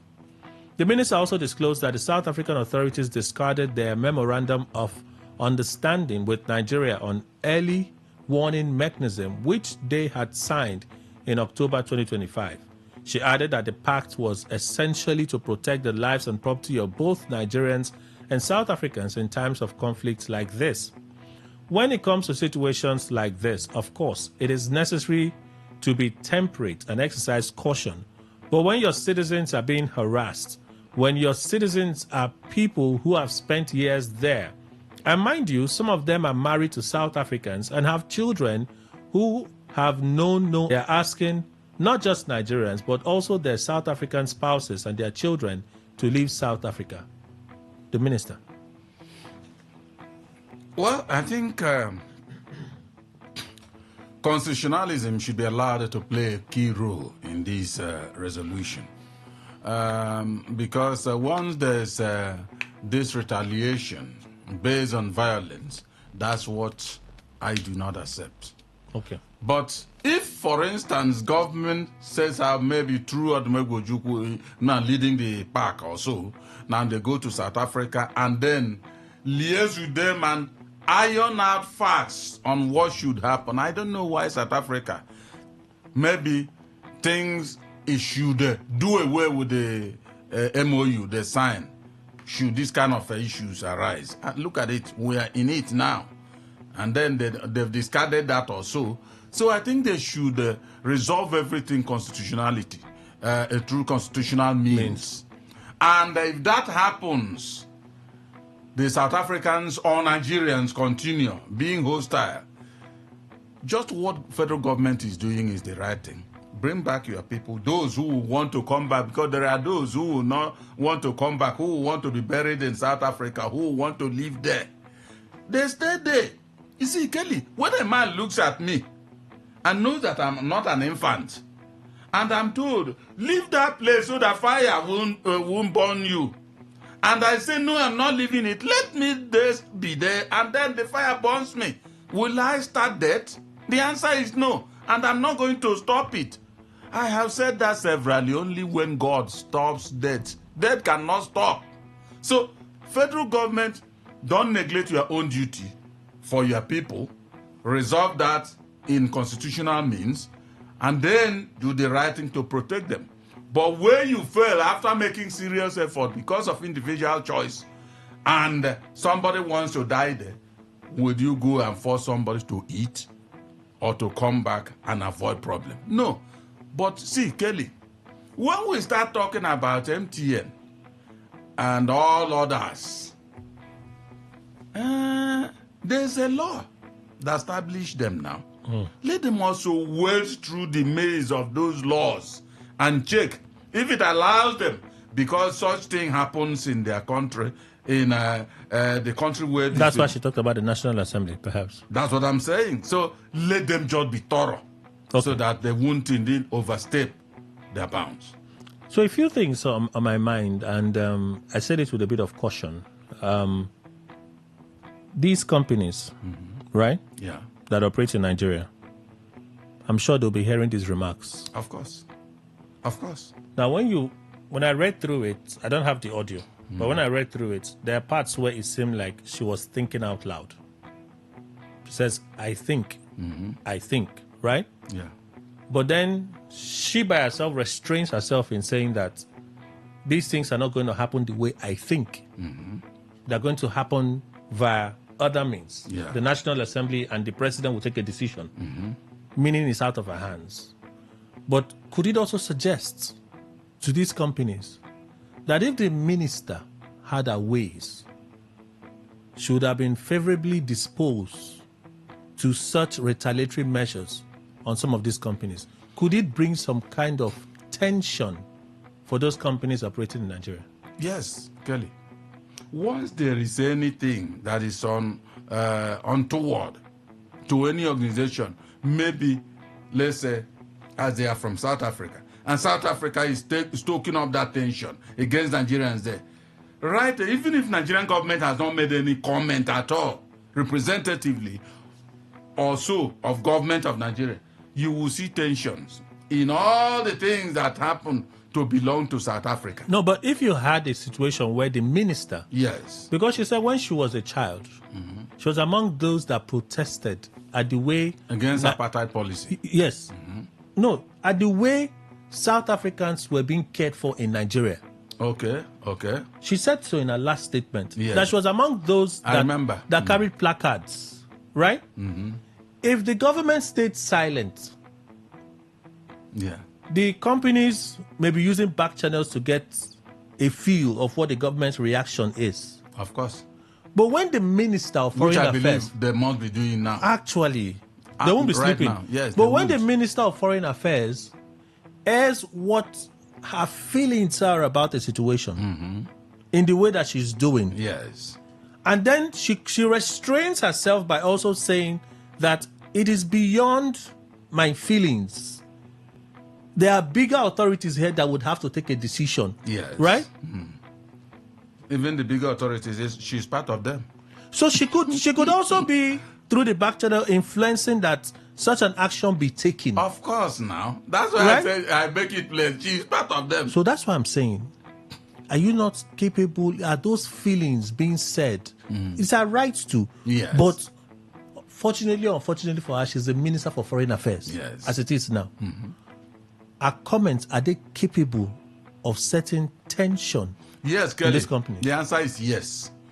Yes, but the issue has reached its head that is difficult indeed to douse it. They have to be confrontational, even though not physically, in resolving the whole problem. And there's also a rule that the way she's airing out her views and her feelings, personal feelings are that. No. Is doing to Nigerians at your home may also happen to you here. And if it does, your company, as rosy as it might be going now, may not experience such. And they will not have record. We've not done anything to this Nigeria, so that they will also be kind in either letting them go with their assets, and then, of course, Nigeria. Because when you swoop on them, I do not like such retaliation. Maybe because of religious background one has. I don't understand. If her principals, don't hold this position, could it cost her a job? You mean the foreign minister of Nigeria? Yes. If her principals are listening to these feelings, Yes, Kelly. Let me answer that. It would have been easy to say yes. But yes in Nigeria is not yes. It's yes plus, or maybe less yes. Because this is that position, she got it through politics. Yes. And also, it could be ironed out through politics. And then, even though they are highly disgruntled against her position, they will still return her. And she may even remain in that same position. Not her position. What she's saying, it's a valid feeling that Nigerians have, right? Yeah. But if the Nigerian government is looking for, they want to insist on diplomatic means, they don't want to retaliate. Yes. Let's say she enters a meeting with the president and the president continues to insist. Let us continue putting pressure on the South African government while we're making sure that we get our citizens that are willing to come back, we get them back home. We have to assure South African businesses in Nigeria that we don't intend to hurt them. The Nigerian state will continue to ensure that we play the elder brother role. Yes. Which is, don't worry, we'll ensure that you have security. The market is not threatening you. It's unfortunate what is happening at your home state, but we will do this for you. If that is what is happening and the minister doesn't feel comfortable about it, and she's airing her feelings and still putting some of these exemptions, these caveats to it, could it cost her a job? No, it won't. In Nigerian brand of politics, it won't. Okay. Premium Times. Stop. Except it annoys the president himself. That's what I'm saying. Except it annoys the president himself. That's what I'm saying. If it's government or other government officials at the top not. That's why level. I said our principles could be the president as the chief, himself, yes. The National Assembly leadership. Because if the National Assembly leadership begin to push these subtle pressures on the president to say, "I will listen to what Bianca is saying," the president may not be paying attention, but he will take a second attention to like, what is she saying? You see, Kelly, whatever happens, if it costs her job, she goes. She's not. No, but it's likely to cost her a job. It's very possible if the position of the president, particularly, is not shared by what she's exhibiting, the feeling she's exhibiting, then the president could change her. He's right. Anyway. But Bianca is not a poor person. The former, what's his name again? See how quickly we forget his name. That woman. Ogbetoku. Okay. Ogbetoku. Was it not about state police? It is. And a disagreement with the president that we had, he got fired? The president holds the yam and the knife now. So. Wale Edu? That is it. It was about borrowings and loans. You see, Kelly, that is why I can't do this kind of job. How can somebody just become a rubber stamp? If I say yes, follow me and say yes. If you say yes and that yes has comma, I will probe that with you respectfully. Or if you say no, go, because you don't want to, I will leave. Anyway, like I said, these are things this is the second time she's saying this. And then she elaborated this time. So, before the thing will happen, I'll start asking questions. I know then a lot of people will say, oh, it's because she said maybe she's from the East and so on and so forth. We're having the conversation now. Was she not from the East when she was appointed? I don't know now. I don't know. Or you could just say a very funny thing. Was she from the West? You could just say a funny thing that the president is reshuffling his cabinet. Simple. And what is he doing? He makes her Minister of State for Foreign Affairs and makes the one that he just swore in now, the one that he swore in less than 2 weeks ago, he makes that one the substantive minister. And then Bianca will now be picked by that action. And then if she honors herself well, she will leave. Or she can just remain there. And they said the microphone that we gave you that became too loud, we have now removed it. Remain in the cabinet, but you're not the one you're no longer the face and the voice of the foreign ministry. You remember, I can't remember the year now, Ibrahim Babangida removed Duncan Bale from a position, like a chief, I've forgotten what it was called, then brought him to either internal affairs minister. Duncan Bale checked that thing, because Duncan Bale at that material time was the longest serving military officer in Nigeria. He resigned. Okay. Premium Times. Stop giving publicity to terrorists. Information Minister urges Nigerian media. This is a tricky one. The Minister of Information and National Orientation, Mohammed Idris, has urged Nigerian media organizations to stop the interests of those seeking to spread fear and instability. Speaking at a security summit organized by the Nigerian Union of Journalists, NUJ, in collaboration with the State Security Services, SSS, Idris says journalists must balance press freedom with national responsibility in the interest of nation building. Please take these terrorists and criminals off your front today. Those present during the first day of the event included officials of the International Press Institute, IPI Nigeria, military, police officers, as well as representatives of the Defense Minister, Christopher Musa, and Kano State Governor, Abba Yusuf. The Information Minister expressed concern that media reports often give prominence to the activities of terrorists, bandits, and kidnappers, while paying less attention to the efforts and sacrifices of security personnel working to protect lives and property. It saddens my mind. I feel very unhappy when I see our front pages, when I see our headlines, reporting the activities of these criminals and underplaying the ones by the security agencies.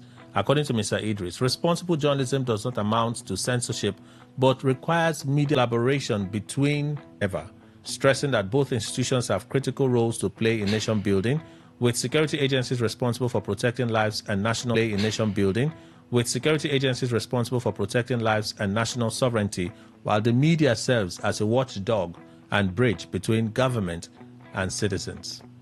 He went on to commend the Nigeria Union of Journalists, NUJ, as well as the SSS, for the way they reported and so on and so forth. That's the last one. Kelly, I always don't want censorship in any form. It sends signals to me. And so as a journalist, instead of me to cover anything about this insurgency or terrorism in Nigeria, and I will be subjected to question, I will certainly leave off that field. Because if you like, put it in the last page or any page at all, once you read it, the red flag comes up on you. You start talking whatever you can talk. If you are careless in talking, you'll be careless in saying government had not done what it ought to do and all that. It doesn't matter where you hid it. That fact remains that fact. And if you leave it, your mind will not allow you to rest. So for me, I think government should allow, I don't know. If you report whatever you see, I'm not sure lying or lies from one particular village in the northeast had been cordoned up by insurgents, and then all people taken or driven out of their homes. You are reporting it. You find a very hidden corner of the paper and write it there. Anybody that has his senses intact reads that thing, he will raise alarm. He still has done the job of front page or whatever. Now, if you now say, let me moderate it, you write, and whatever you write, you now showcase that villages were routed off from their places and people are no longer living there. Kelly, you said the whole thing in a few words. So for me, I think what happened should be allowed to happen. Rather, measures should be taken to stand against them. That's just the way I look at the whole thing. Let me not be subjected to question. I don't understand everything. It's just that something like Mohammed was saying, because that's said in a different way. We're glamorizing the subject. Got to a scene, right? Yes. On the right, the military just rescued 300 people. On the left, bandits and terrorists just raided a community and killed, sacked, destroyed, razed the entire community. Let's say another 300 people died, or let's say 250 people died. Which do you think a journalist would project first?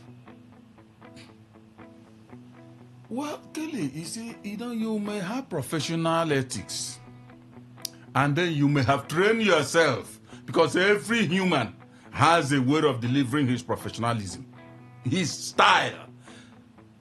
For Emmanuel Ndukwe, what I will tell is the truth. 250 persons died. from the anything. No, I said, which would you project first? That's what I'm telling you. Anyone can be first. For instance, Yes. I do a little editing. Go on. When I saw stories. Yes. Right? I was listening to a program one time when the person described what I do. Mm-hmm. The person said, the reason why some accidents or carnage are not reported is because they say the casualty count is low.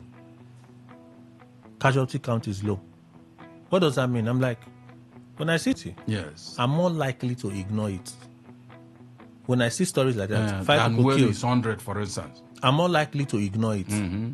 But when I see 50 killed, sometimes now these days when I see 20 killed, because of the way the thing, when I see 20 killed, I'm like, I'll come back and be like, okay, you have to pick that story, right? Yes. But do you know that, Mr. Ndukwe, in all fairness, sometimes you see army rescues 15 in this place, military rescues 20 in that place. I'm more likely to ignore. I want to take the one of the killings happening. Especially if the killings, if the figure of the killings are more. No, but this is what sometimes plays in my head, right? When we source these stories and we put them out, how many persons react to these stories, and how do they react? When you put the one of Nigerian military rescuing 300 on the front page, yes, more persons are likely to skip it. More persons are likely to skip it. You know why? No, that's the job of the military in the first place. No, but more persons are likely to skip it. Like, okay, there's something special there now. But when you put 250 dead in this community, they will rush there because it's not supposed to be happening. No, but it's ordinarily it's not supposed to be happening. It's also the fact that in this our business, there's also the commercial value to it. So there is the how much traction are we drawing? How much traction are we attracting with the kind of stories that we are taking? And I think some editors are in that difficult fiction in always pushing out what the military is. Because I always say that the military, they actually do a lot of things. Of course right? They are. In always pushing out those things, or when they get in a situation where you have other things that seem gory and people, and you want to bring traction to your paper or your publicity. That's what I was thinking about when I read this story and when I put it together. I'm like, I feel like it's a difficult thing for the journalists today because we are competing for attention.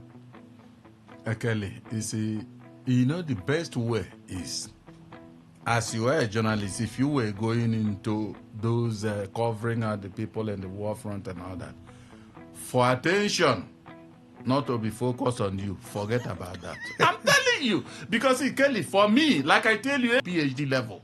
Now, if I see army served 300 persons and bandits came around and killed 250 or 500, God forbid. Somehow, the question I asked is, which would you put on your front page? Kelly, anyone. Anyone, for goodness sake. Because see, if you put even a 50 inside your inside page, you will still have people. But you know how the readers are. A lot of the readers don't get into the details. They won't open those pages of the newspaper. They just stand where the gather newspaper stands. Is it not the front page they're all looking at? How many of them are looking at the front page? Some don't even buy. It's just to read Free Readers Association. It is just the headlines they're looking at. They're just looking at the headlines.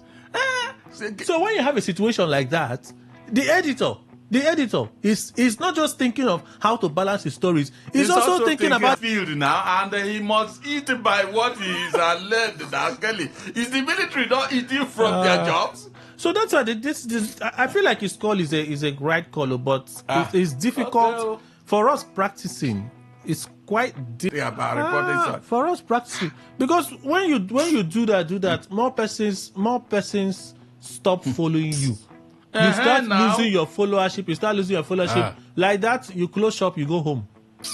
You close shop, you go home. Thank God you are the one saying this, because see, there's a commercial part to this, and it's a commercial part of it. When I say I'm like, yeah, the minister is right. I agree, the minister is right, but there's a commercial part to it that is strong. People want to survive, want to stay. If, for instance, the government was supporting the media.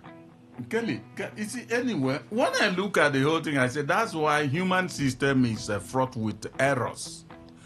Do you know that if you pick the Bible and start reading the Bible, you see where God's people went wrong? They would document. That some military decrees were embedded in the document. He, however, urged the government to amend or remove such provisions through democratic processes in ensuring they align with democratic principles. The former head of state made the call in his autobiography, Cult of Duty, launched last Saturday in Abuja. We can leave this one. It's a call that is making. We can leave. We can also cover. You want to talk about it? You see, Kelly, you remember that sometimes you hear that the constitution is imposed on us by the military. Yes. What Abdul Salam is saying, it does not confirm that. Yes. Because who will know it more than Abdul Salam that constituted that committee that prepared the constitution? At least not here, said it. In fact, Punch newspaper, last story. NDC exempts Obi Kwankwanso from party's anti-defection oath. The Nigerian Democratic Congress has excluded its presidential candidate Peter Obi and his running mate Rabiu Kwankwanso from a newly introduced party requirement mandating candidates to sign an anti-defection oath. The party's national secretary, Ikenna, disclosed this on Wednesday in an interview on Channels Television. He explained that the oath, which is intended to discourage elected officials from abandoning the party after elections, is grounded in the NDC constitution and reflects internal rules binding on all members. First and foremost, a political party is like any other association, and every member who subscribes to the membership of the party is bound by the provisions of the constitution of the party and decisions taken by the party's properly constituted authorities. Within NDC, the decision to make people sign that affidavit is provided in our constitution, while insisting that all candidates are ordinarily required to sign the oath. He revealed that the party's leadership had made an administrative decision to exempt the presidential and vice presidential candidates from the requirement.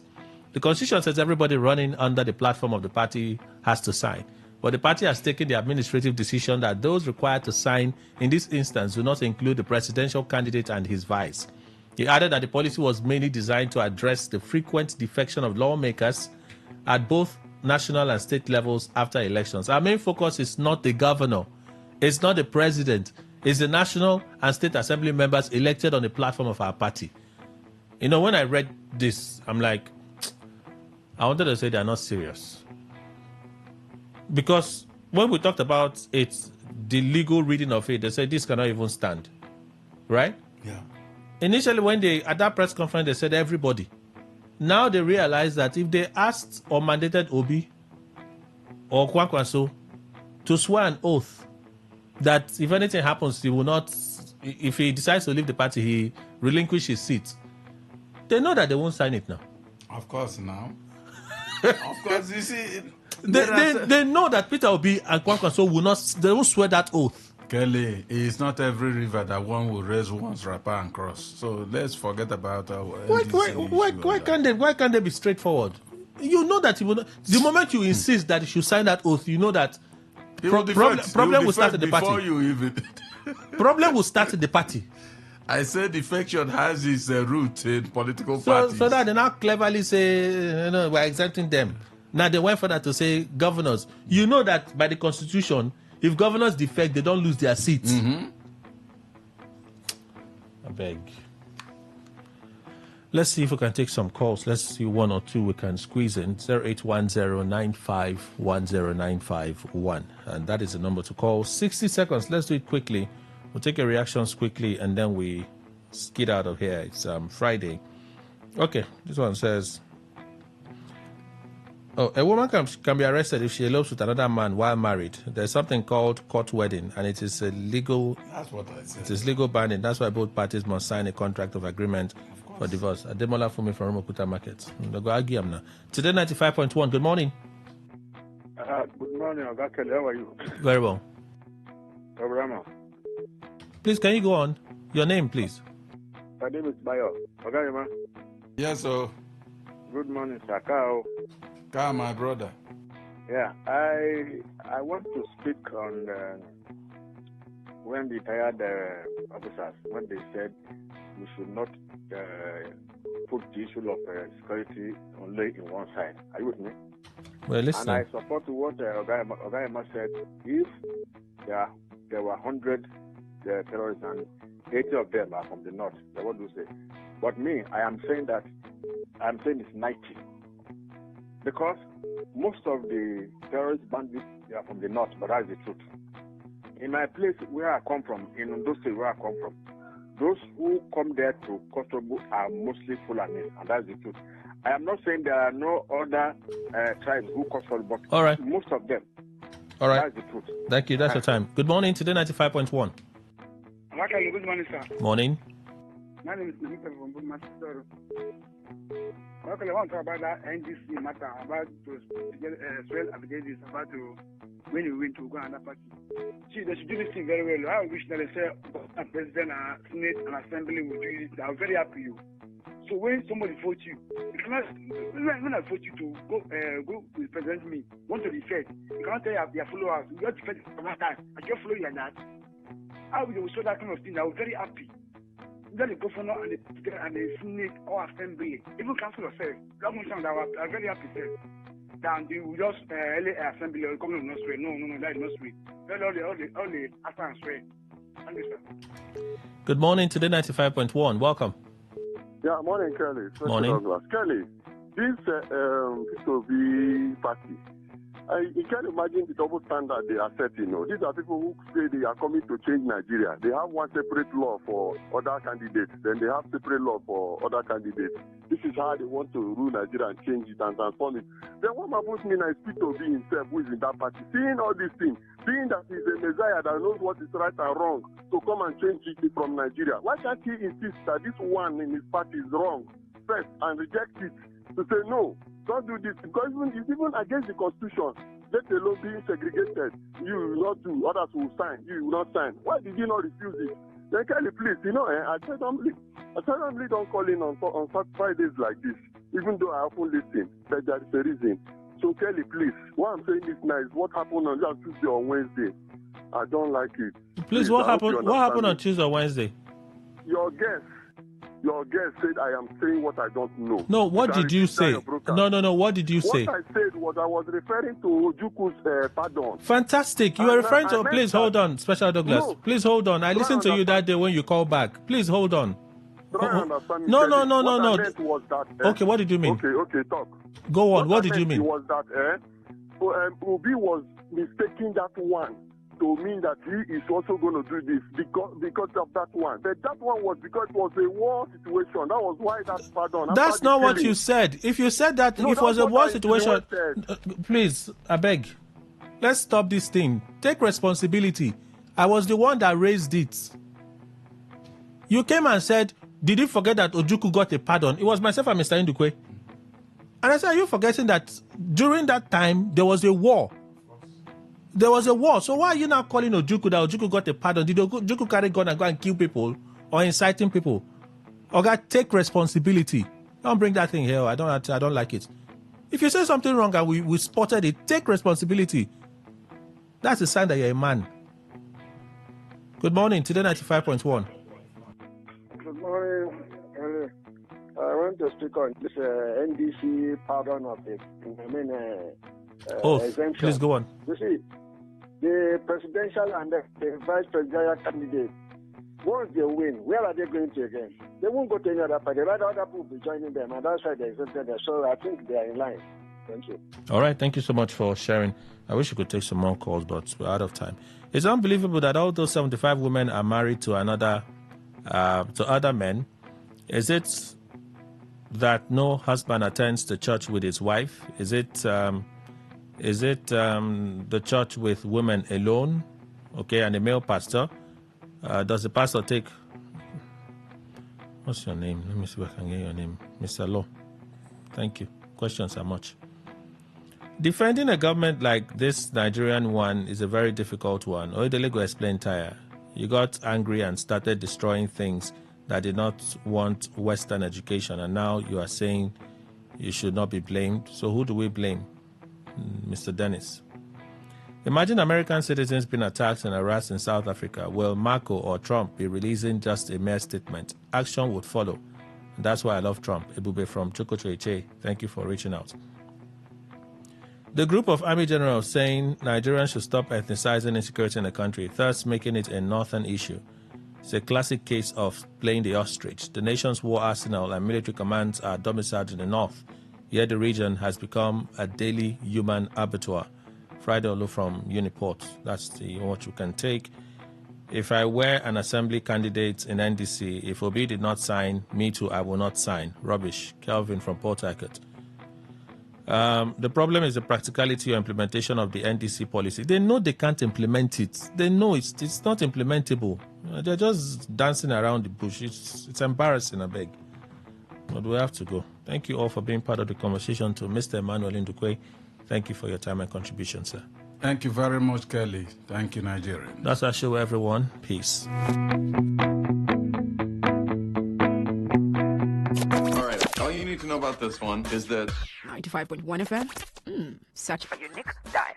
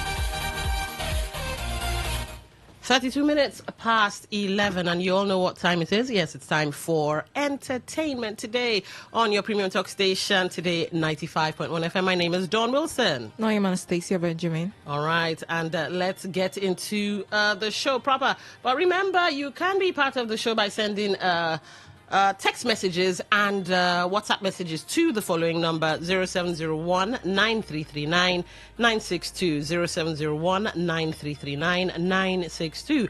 You can also be part of the conversation via YouTube. Listen, watch, and of course comment. Today 951 FM, that's YouTube. Today 951 FM. I think on Facebook we have a post already running, and a rather painful post, especially for men. So yes, you can go there and check that out. Today 95.1 FM, that's on Facebook. Today 95.1 FM, Instagram, X, Twitch. Today FM 951, all the same handle for Instagram, X, and Twitch. Now you can also listen via the website www.todayfm. Now you can also use TuneIn and Radio Garden. Those are apps that can be found off of Google and the Apple Store. Search for Today 95.1 FM. You are in. All right, let's start off with well, this wasn't my childhood per se, but for those of you that enjoyed watching Lilo and Stitch, I'm a cartoon head. So for those of you who enjoyed it, and for kiddies that enjoyed it, the voice of Lilo is the girl, Davey Chase, she died after battling meningitis at age 35. And not just Lilo and Stitch, she wasn't just the voice of Lilo and Stitch, she was also in The Ring, and she was also in Spirited Away. That's another animated movie, and a really good one you should check out. So her boyfriend, Roy Hernandez, confirmed to TMZ that she passed away on Tuesday due to complications from meningitis. And, well, we rest in peace, Anastasia, right? Rest in peace. What else can we say about that? All right, let's get into some more foreign stories and then work our way into Nigeria. Yes, Michelle Obama is in the news, and wow, she did something that moved Barack Obama to tears. Let's see if I can't play you that video of a woman talking up her man. A woman.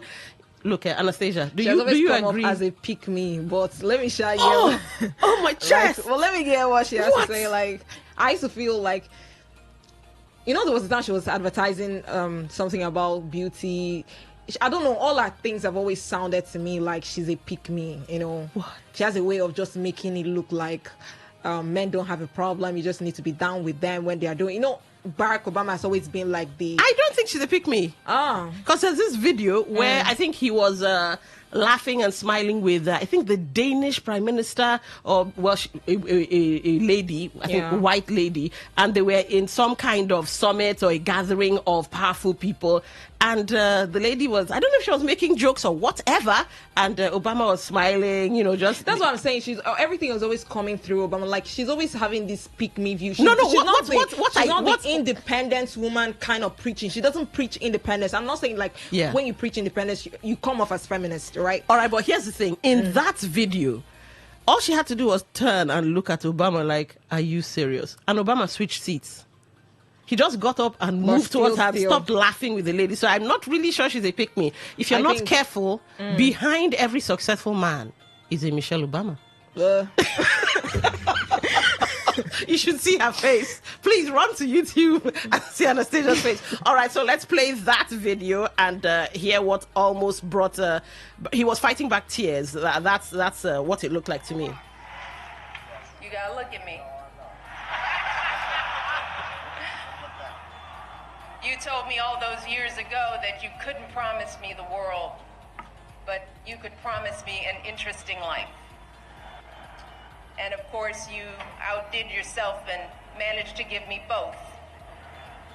I know it hasn't always been easy, but there hasn't been a single second through this experience that standing by your side hasn't left me in awe. 8 years in the crucible, and not once did you melt from the heat. Not once did you let it harden you. Instead, you used it to reveal your truest essence, your stubborn optimism and unflinching courage, your dazzling brilliance and unpretentious decency, your ferocious work ethic, and absolutely unshakable moral fiber.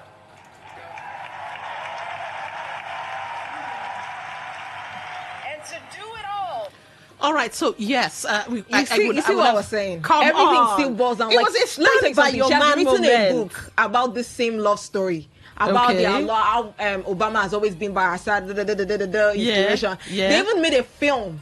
Like, she should move past it. That's what I'm saying. Every time she comes on to talk about something, it's always about this same thing over and over again. That's why I say she I'm not sure a lot of Nigerians will agree with because you on that I mean, one. it depends on who is role modeling who. What are you saying? Michelle Obama, on behalf of the rest of us. Why are you saying that? Because she's apologize. Michelle Obama, quote unquote. Is that what you're saying this now? Because she is what I would call an icon. As in, she's right up there with people like what's her name now? Oprah Winfrey. I'm trying to look for the Nigerian equivalent of that, and they're just people you don't touch. Oh, I'm not saying they no can't matter do what they say, like you can't. I'm not saying they can't do any wrong, but in this instance, a lot of people pick a lot of people as my role model because people just put people into where they are not ought to be and be like, oh, that's the standard. Oh my like, word. why is the standard? Why is Michelle Obama your standard? Have right you now? read her book? I you read have her book? Becoming Her and everything. Or is it Becoming or something? Yeah. I've read the book. That's what I'm saying. It's the same story. She's always she sounds like. So you a didn't see her pick-me. struggle. You didn't see how she became her own person, her own voice, independent, and all That's of the that. same thing every self-help book is about. I don't know if you've been reading self-help book. That's the same thing they write about. All right, guys, you know the entertainment show when it's me and myself and Anastasia. We are always on board. Still in the news. This is one that shouldn't have happened, but well, life has a funny way of treating us.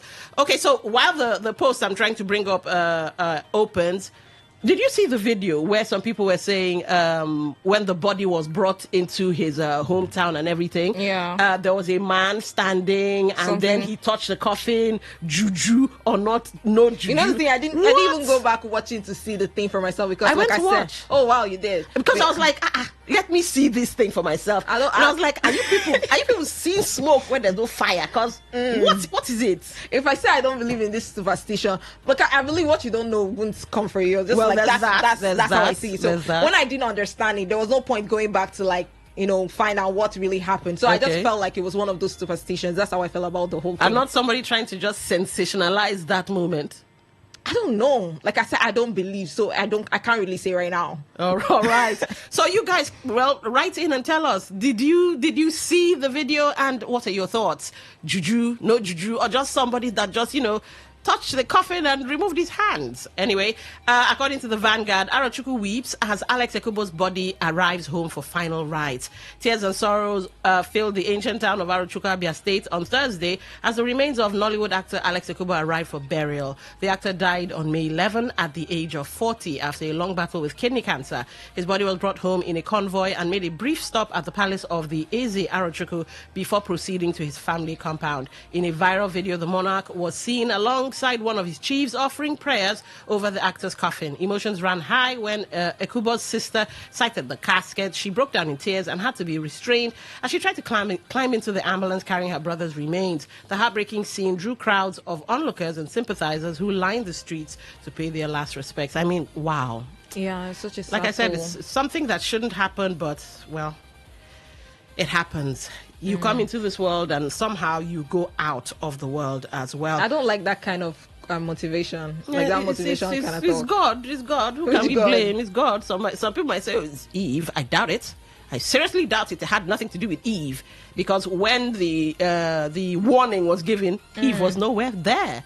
It's actually Adam that received the warning. So you feel like we are still suffering from that first time sin or whatever? If you want to go by way of religion, well, that some say that's how death got into the world. So Adam's fault anyway. I don't just want to say.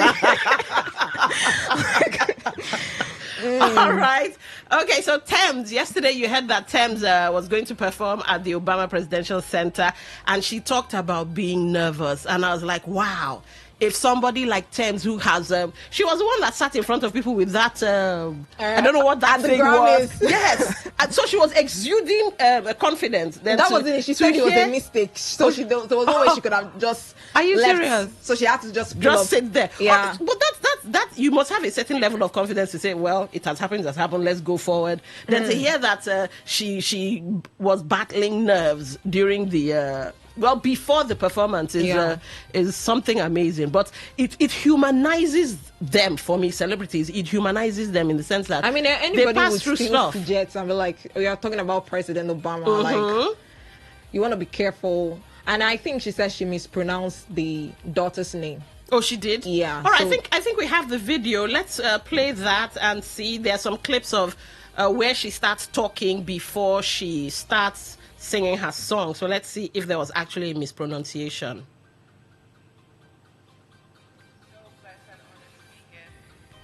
This one is to you, everyone in this room, to Mr. and Mrs. Obama, and to Sandra and... Yeah, she did. It's Sasha. Yeah. Not Sandra. And then she wrote on her social that yeah. she's sorry or something. It was the nerve, whatever. Yeah, nerves. Well, like I said, it humanizes them. Celebrities are human beings after all. Even though we put them on a pedestal or make it as if they can do no wrong, they're just larger than life. They're human at the end of the day. All right, let's get to other stories. Let's see now. Hold on. Oh yeah, movie lovers. Before we get to the movies though, let's I don't know if I should say let's irritate you a little, or maybe you guys might love them so much and you may not be irritated. So according to leadership, the love of my life and my first son, Tubaba's wife Natasha gushes over hubby and Nino. The wife of legendary singer Tubaba, Natasha Idebia, has gushed over the singer and her first son, Nino Idebia, on her Instagram story. The Edo lawmaker shared a video of herself, the singer, and his first son, Nino. His first son, though? Well, first son with her. Is it our own first son? Or yes, her Tubaba's? Her own first son, because they're other first sons. Okay. So yeah, her own first son. The story sounded like it was some other person's. I understand. No, it's his. She says his first son, Nino Idebia. That's not really right. Or are we being? I think I think the story is about the other woman's first son. Get the story. Okay. So it seems like that was the person she was. Okay, I see over. what you mean. And I think that's not all right. true. You shouldn't be calling someone else's son your first son. Your first son. Well, let's look at it from maybe the traditional angle. Some people believe that different. If you have sons or kids by different women, different kitchens, then you have to demarcate it. So this is your first son. This is this one's first son. So maybe she was just going with that flow. And that's wrong. She shouldn't be doing that because it's making. I mean, if somebody were to be calling my child my first son, I'll feel like. I don't know, Sha, but...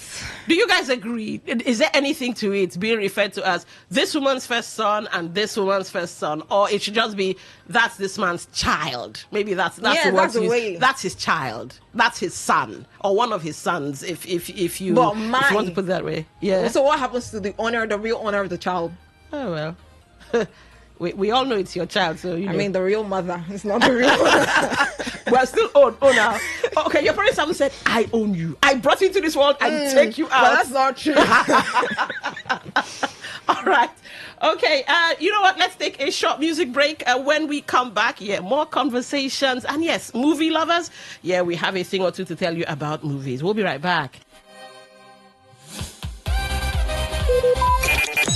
Talk radio. I listen to a lot of talk radio. 95.1 FM.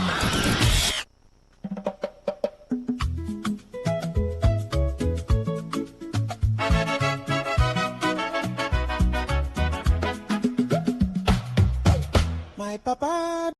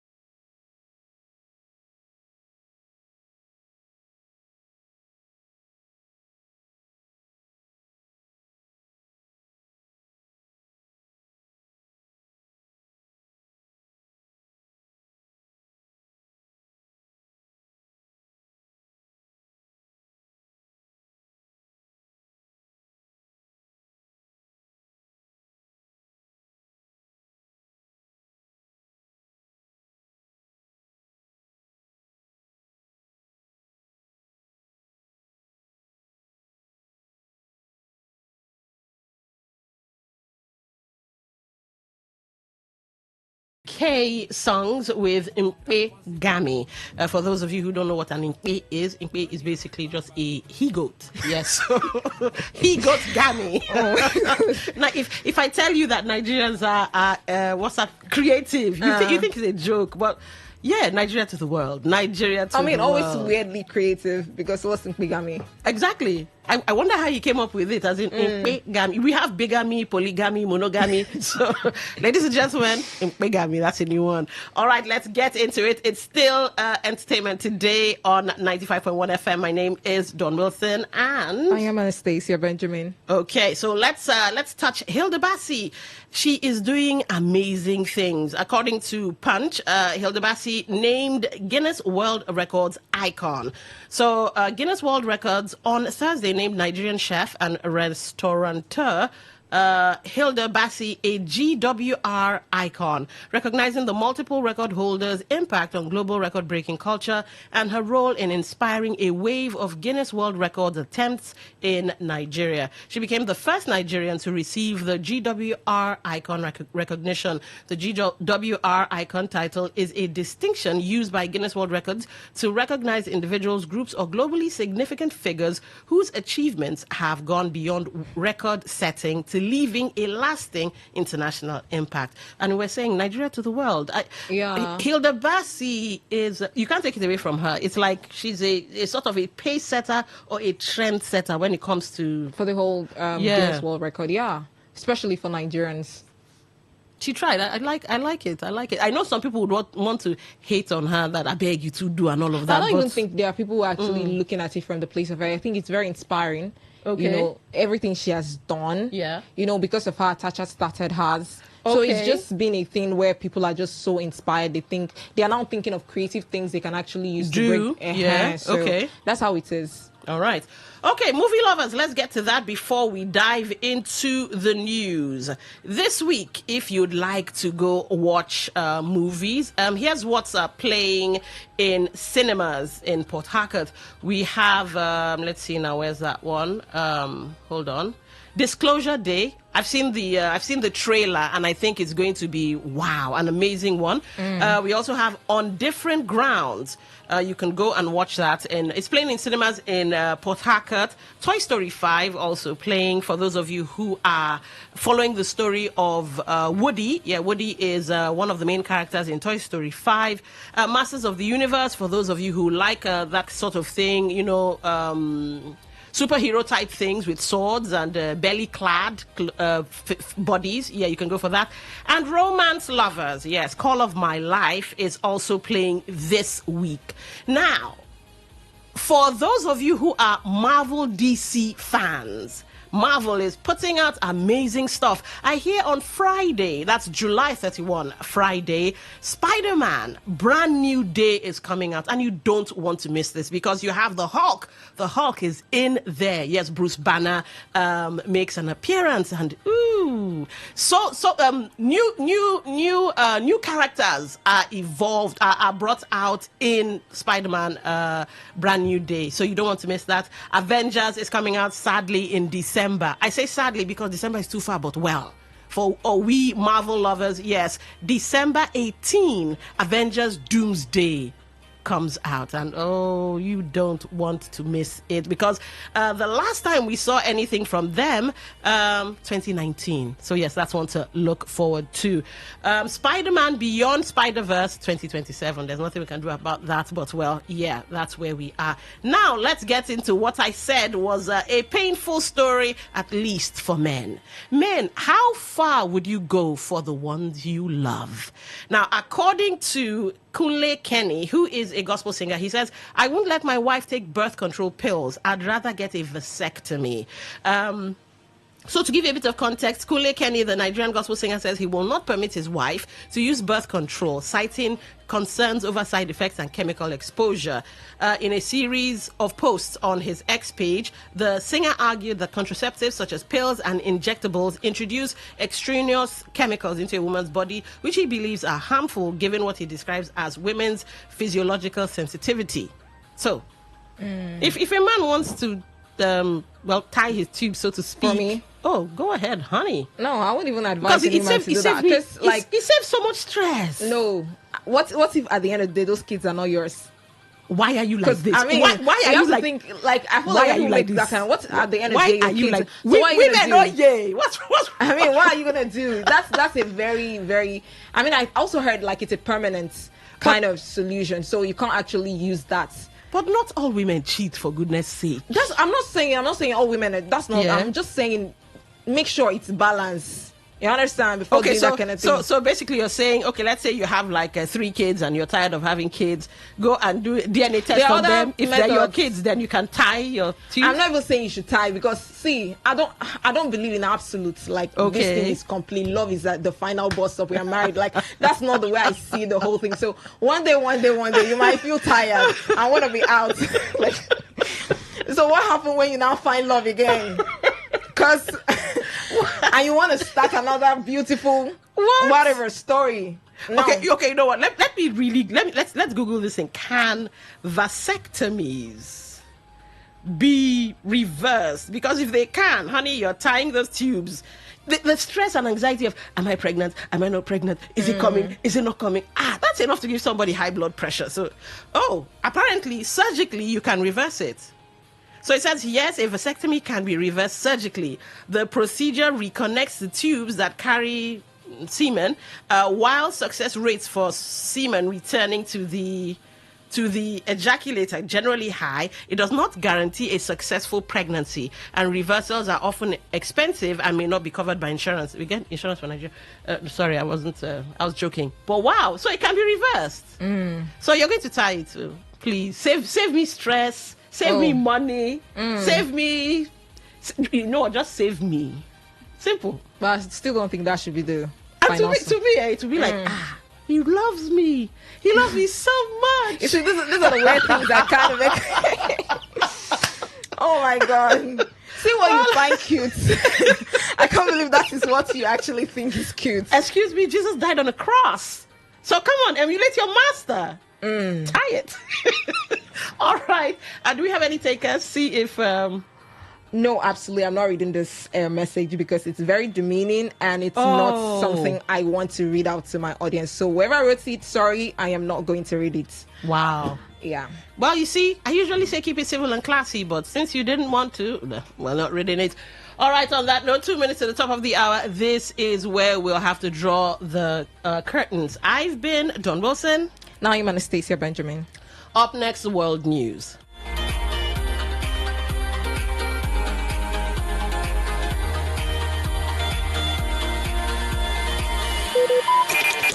Talk radio. I listen to a lot of talk radio. 95.1 FM. Maybe home is somebody's smile when they look at you for the first time. Maybe home is being a home to something you love and adore with all your heart, and that is what life, friendship, and love are all about. Maybe home is listening to all of your favorite shows on Today 95.1 FM. We create memories. We inspire comfort. We are the voice of the people, and we are home away from home.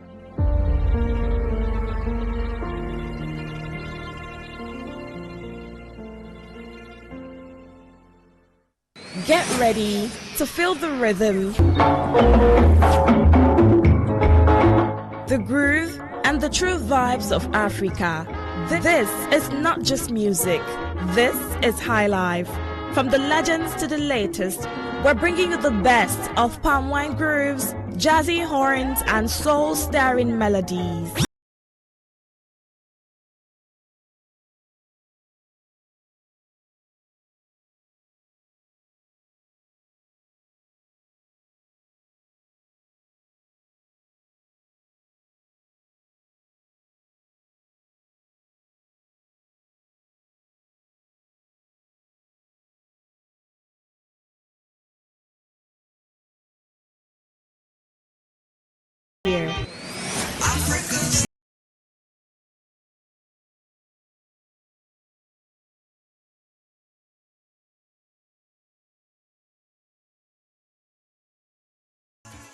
Whether it's happening in Port Harcourt, South South, Nigeria, or around the world, we've got you covered. On air, online, delivering balanced news and unbiased analysis. Today, 95.1 FM.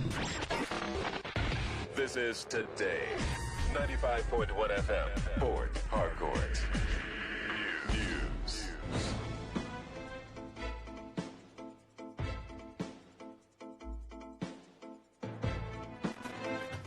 Good afternoon. This is the World News on your Premium Talk Radio Today, 95.1 FM. I am Dawn Wilson. Today in the headlines, federal government tasks media to support fight against insecurity. IPOB suspends office of Nnamdi Kanu. And on the foreign scene, U.S.-Iran talks postponed after J.D. Vance travel delay. Details in a moment. Stay with us.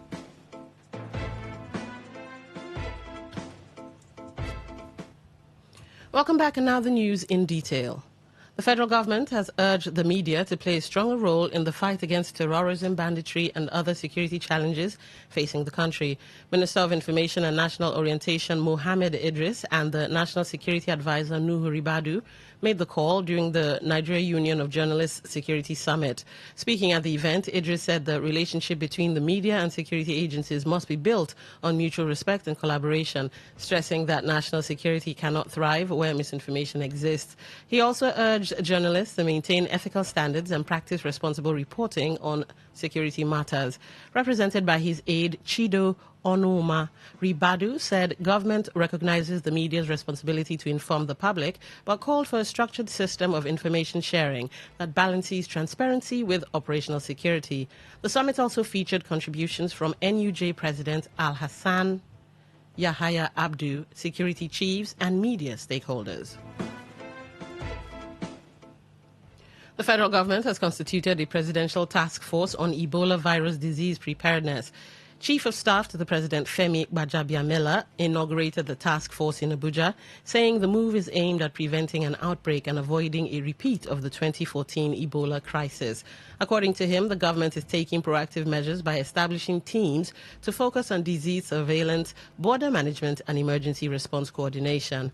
Gbajabiamila added that unlike previous efforts that concentrated mainly on airports, the new task force will also monitor land borders and informal travel routes. President Bola Tinubu has disclosed that Nigeria saved 61.58 billion naira through strategic fertilizer procurement measures, while securing more than 449,000 metric tons of fertilizer inputs amid global supply disruptions.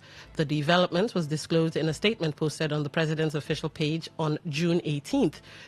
2026. According to President Tinubu, the intervention formed part of efforts under the Presidential Fertilizer Initiative, PFI, which was restructured under the Ministry of Finance Incorporated, MOFI, to address challenges posed by global supply chain disruptions and rising fertilizer input costs. President Tinubu noted that conflicts in the Middle East and disruptions in global markets created pressure on fertilizer supply chains, with potential implications for farm productivity and food prices.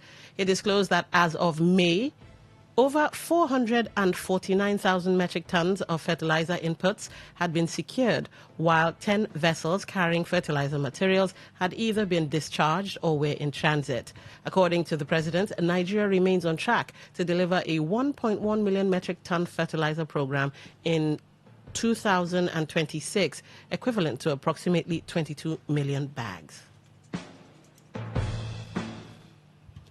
Chairman of the ECOWAS Parliament Committee on Agriculture, Senator Aline Dume, has called on West African governments to allocate at least 5% of their annual budgets to rural development and renewable energy projects. Speaking at a joint committee meeting in Dakar, Ndume said rural electrification through renewable energy is financially achievable and can improve agriculture, security, local economies, and living standards.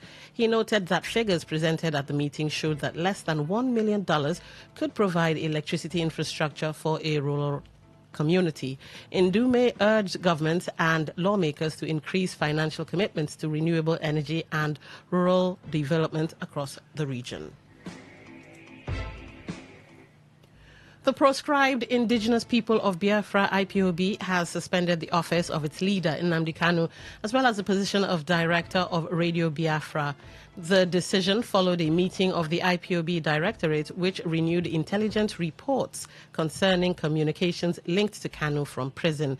In a statement signed by Maazi Chikadibia Edoziem, head of Directorate of State, the group announced that the Directorate of State will now oversee the affairs of the organization. IPOB said it took the action over concerns that certain communications had allegedly contributed to arrests and deaths of some of its members. The group also expressed concern over alleged plans by some individuals to establish a new militia that could spark fresh violence in the region. Colleagues, friends and associates of the late Director of Defense Information, Major General Abubakar Rabi, retired, have called for urgent reforms in Nigeria's security architecture following his death at the hands of bandits after being kidnapped in Katsina State. The group made the call at a press conference in Kaduna yesterday while mourning the retired military officer who died after being abducted alongside his wife Hajia Amina around the Matazu area of Katsina State. On May 30th, the late General Rabi and his wife were abducted by bandits while traveling along the Maraba Musawa Kafin Soli Road in Katsina State. Speaking at the briefing attended by Ambassador Mohammed Musawa, Air Commodore Yusuf Anas, retired, Brigadier General Abubakar Abdul Gadir, retired, Ambassador Ibrahim Usman Gafai, Ambassador Ahmed Musawa, Brigadier General Maharazu Sega, retired Deputy Comptroller General of the Nigeria Security and Civil Defense Corps, Aminu Abdullahi, and Brigadier General Ismaila Abdullahi, retired. Ismaila Abdullahi described the late officer as a distinguished military professional whose career was defined by loyalty, integrity, and dedication to national service.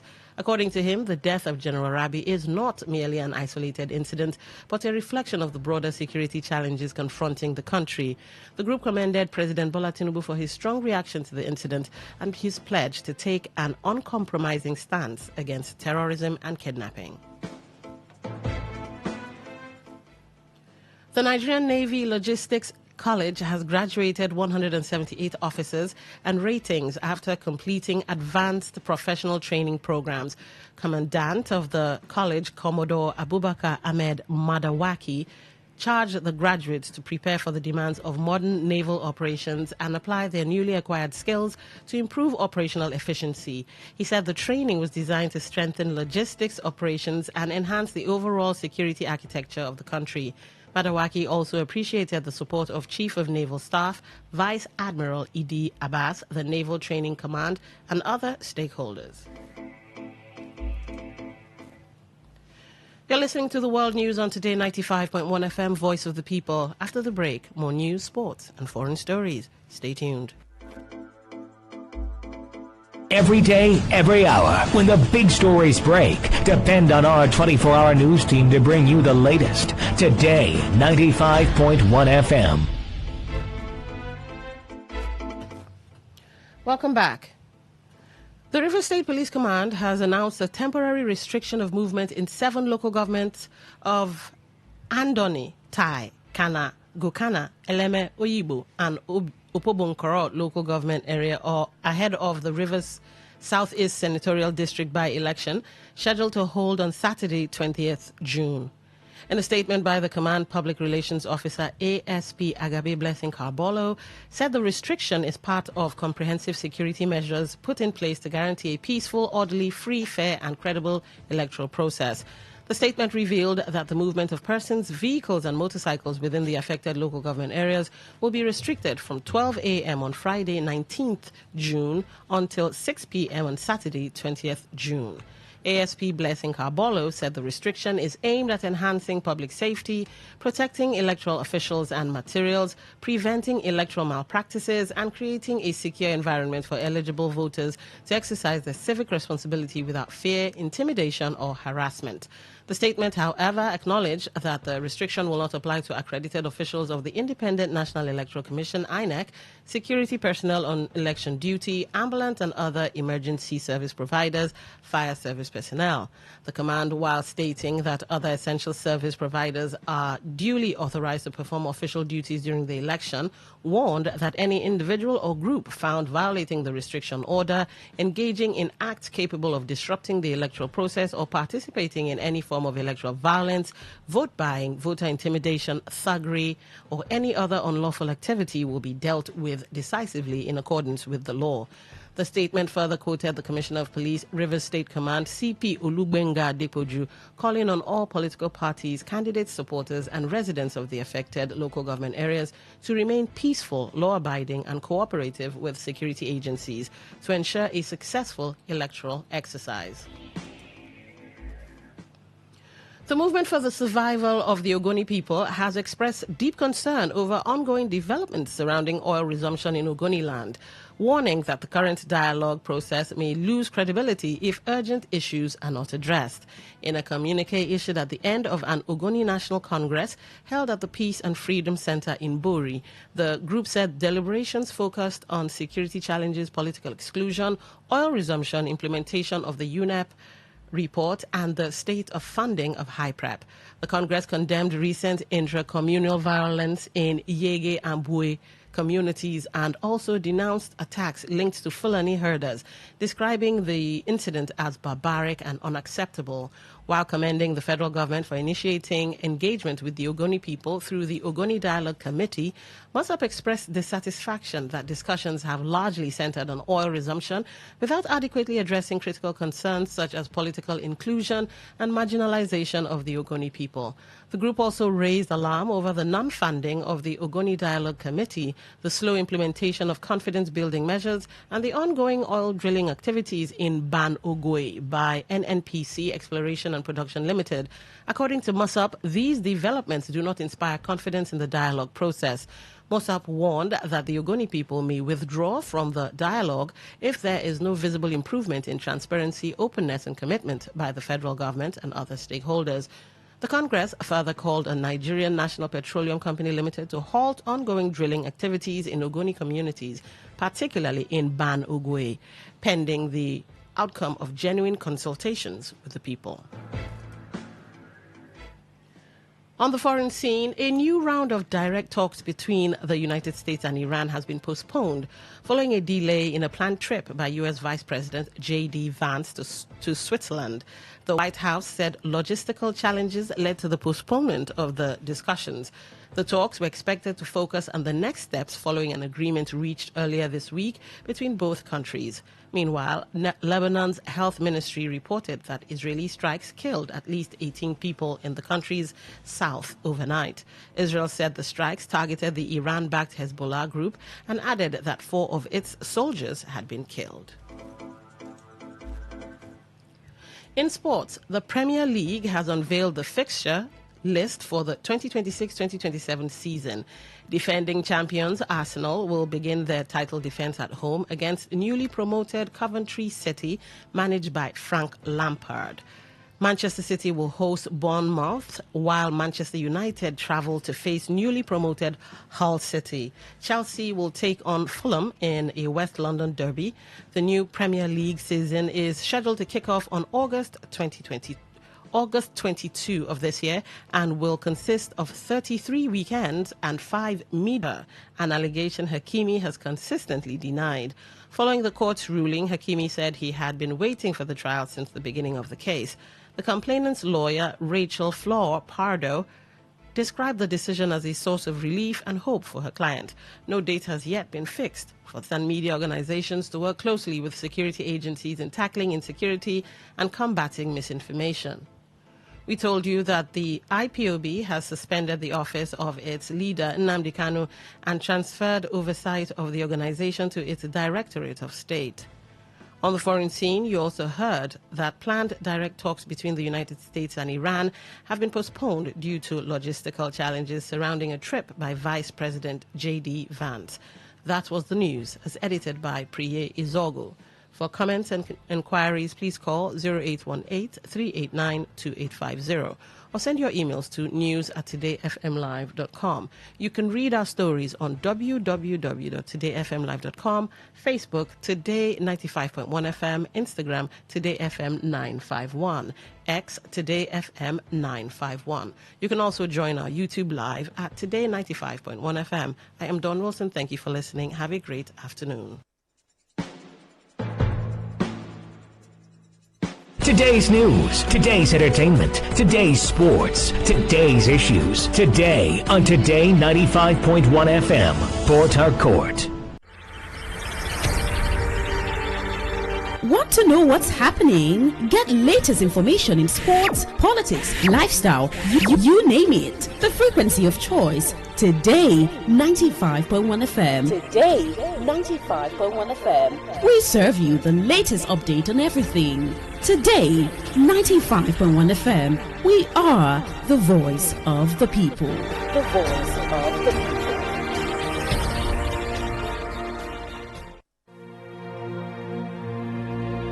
Today is business. Today is a new trend for your businesses. We give you all the information you need to grow your business, new ideas and innovations that keep you earning more and staying relevant. Every day, we engage in business, buying and selling, trading, and exchanging of services as individuals or as a country. Money goes round, it goes up and down. But have you ever wondered what business is all about? And have you ever wondered how you can stand out in your business? Today FM has got you covered every Wednesday between the hours of 1 p.m. to 2 p.m. Learn all you need from professionals on how the country runs its business affairs and how you can be an outstanding entrepreneur and grow your business. Business Today. 5, 4, 3, 2, 1. Let's take you into a realm,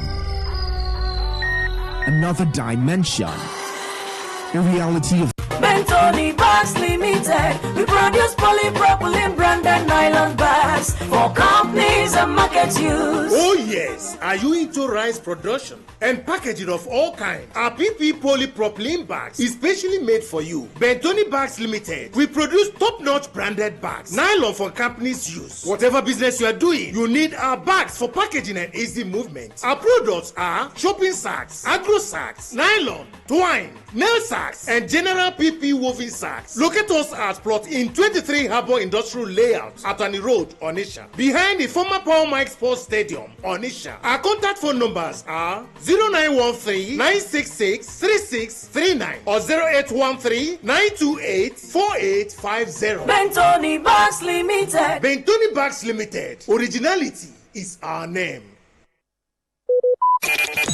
Talk radio. I listen to a lot of talk radio. 95.1 FM.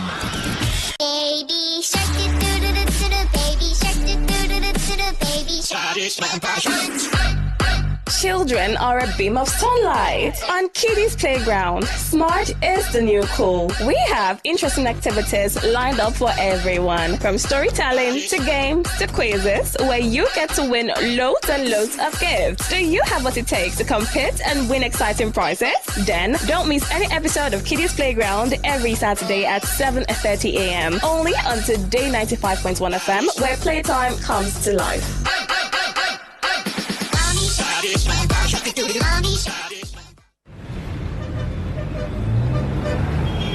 Live from the Garden City of Port Harcourt, Nigeria. This is Today 95.1 FM.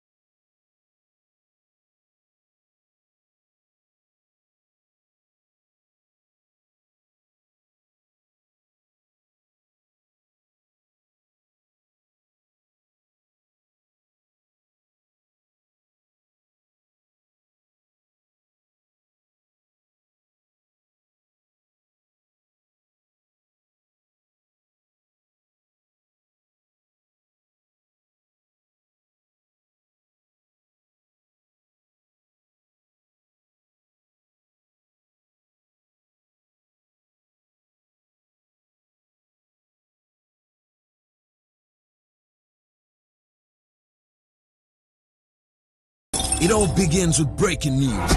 Now make no mistake, this is a difficult mission, and it will remain difficult for some time. Then it keeps trending. Events, issues, personalities, all struggling to gain attention. But in the race for deadlines, the intrigues, power play, on the currents are often missed or on the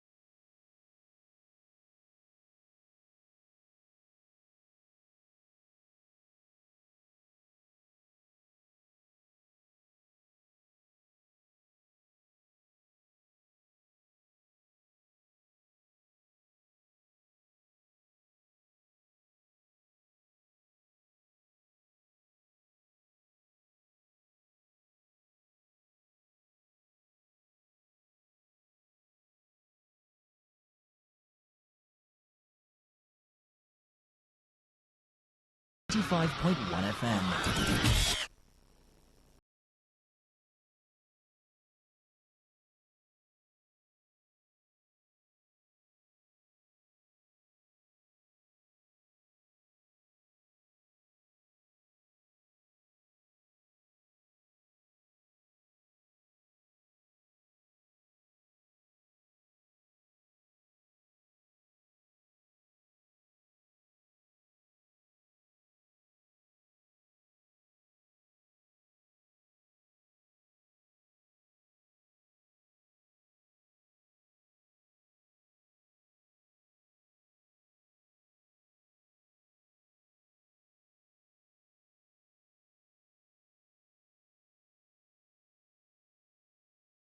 Talk radio. I listen to a lot of talk radio.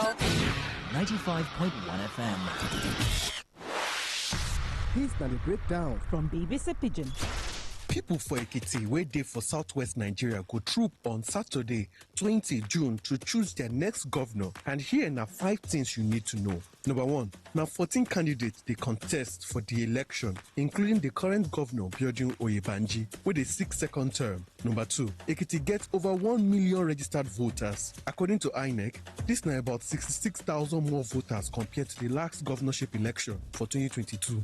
Number 3, voting go happen for all the 16 local government areas, 177 wards, and more than 2,400 polling units. Polling units go open by 8:30 for morning. Number 4, INEC say them done ready. The commission go use beavers to accredit voters, while results from each polling unit go they uploaded directly to the IREV portal. Make members of the public fit monitor the process. And number 5, security agencies don't tighten security across the state. INEC say them don't work with security agencies to identify flashpoints and prevent violence, ballot disruption, and vote buying on election day. This election will decide who go lead Ekiti for the next 4 years, as voters go choose between continuity under the current administration or a new political direction. Political observers across Nigeria go they watch the outcome closely. Enter bbcpidgin.com for more story and follow us for all our social media platforms, including our TikTok and WhatsApp channel. That's not the breakdown from BBC Pidgin.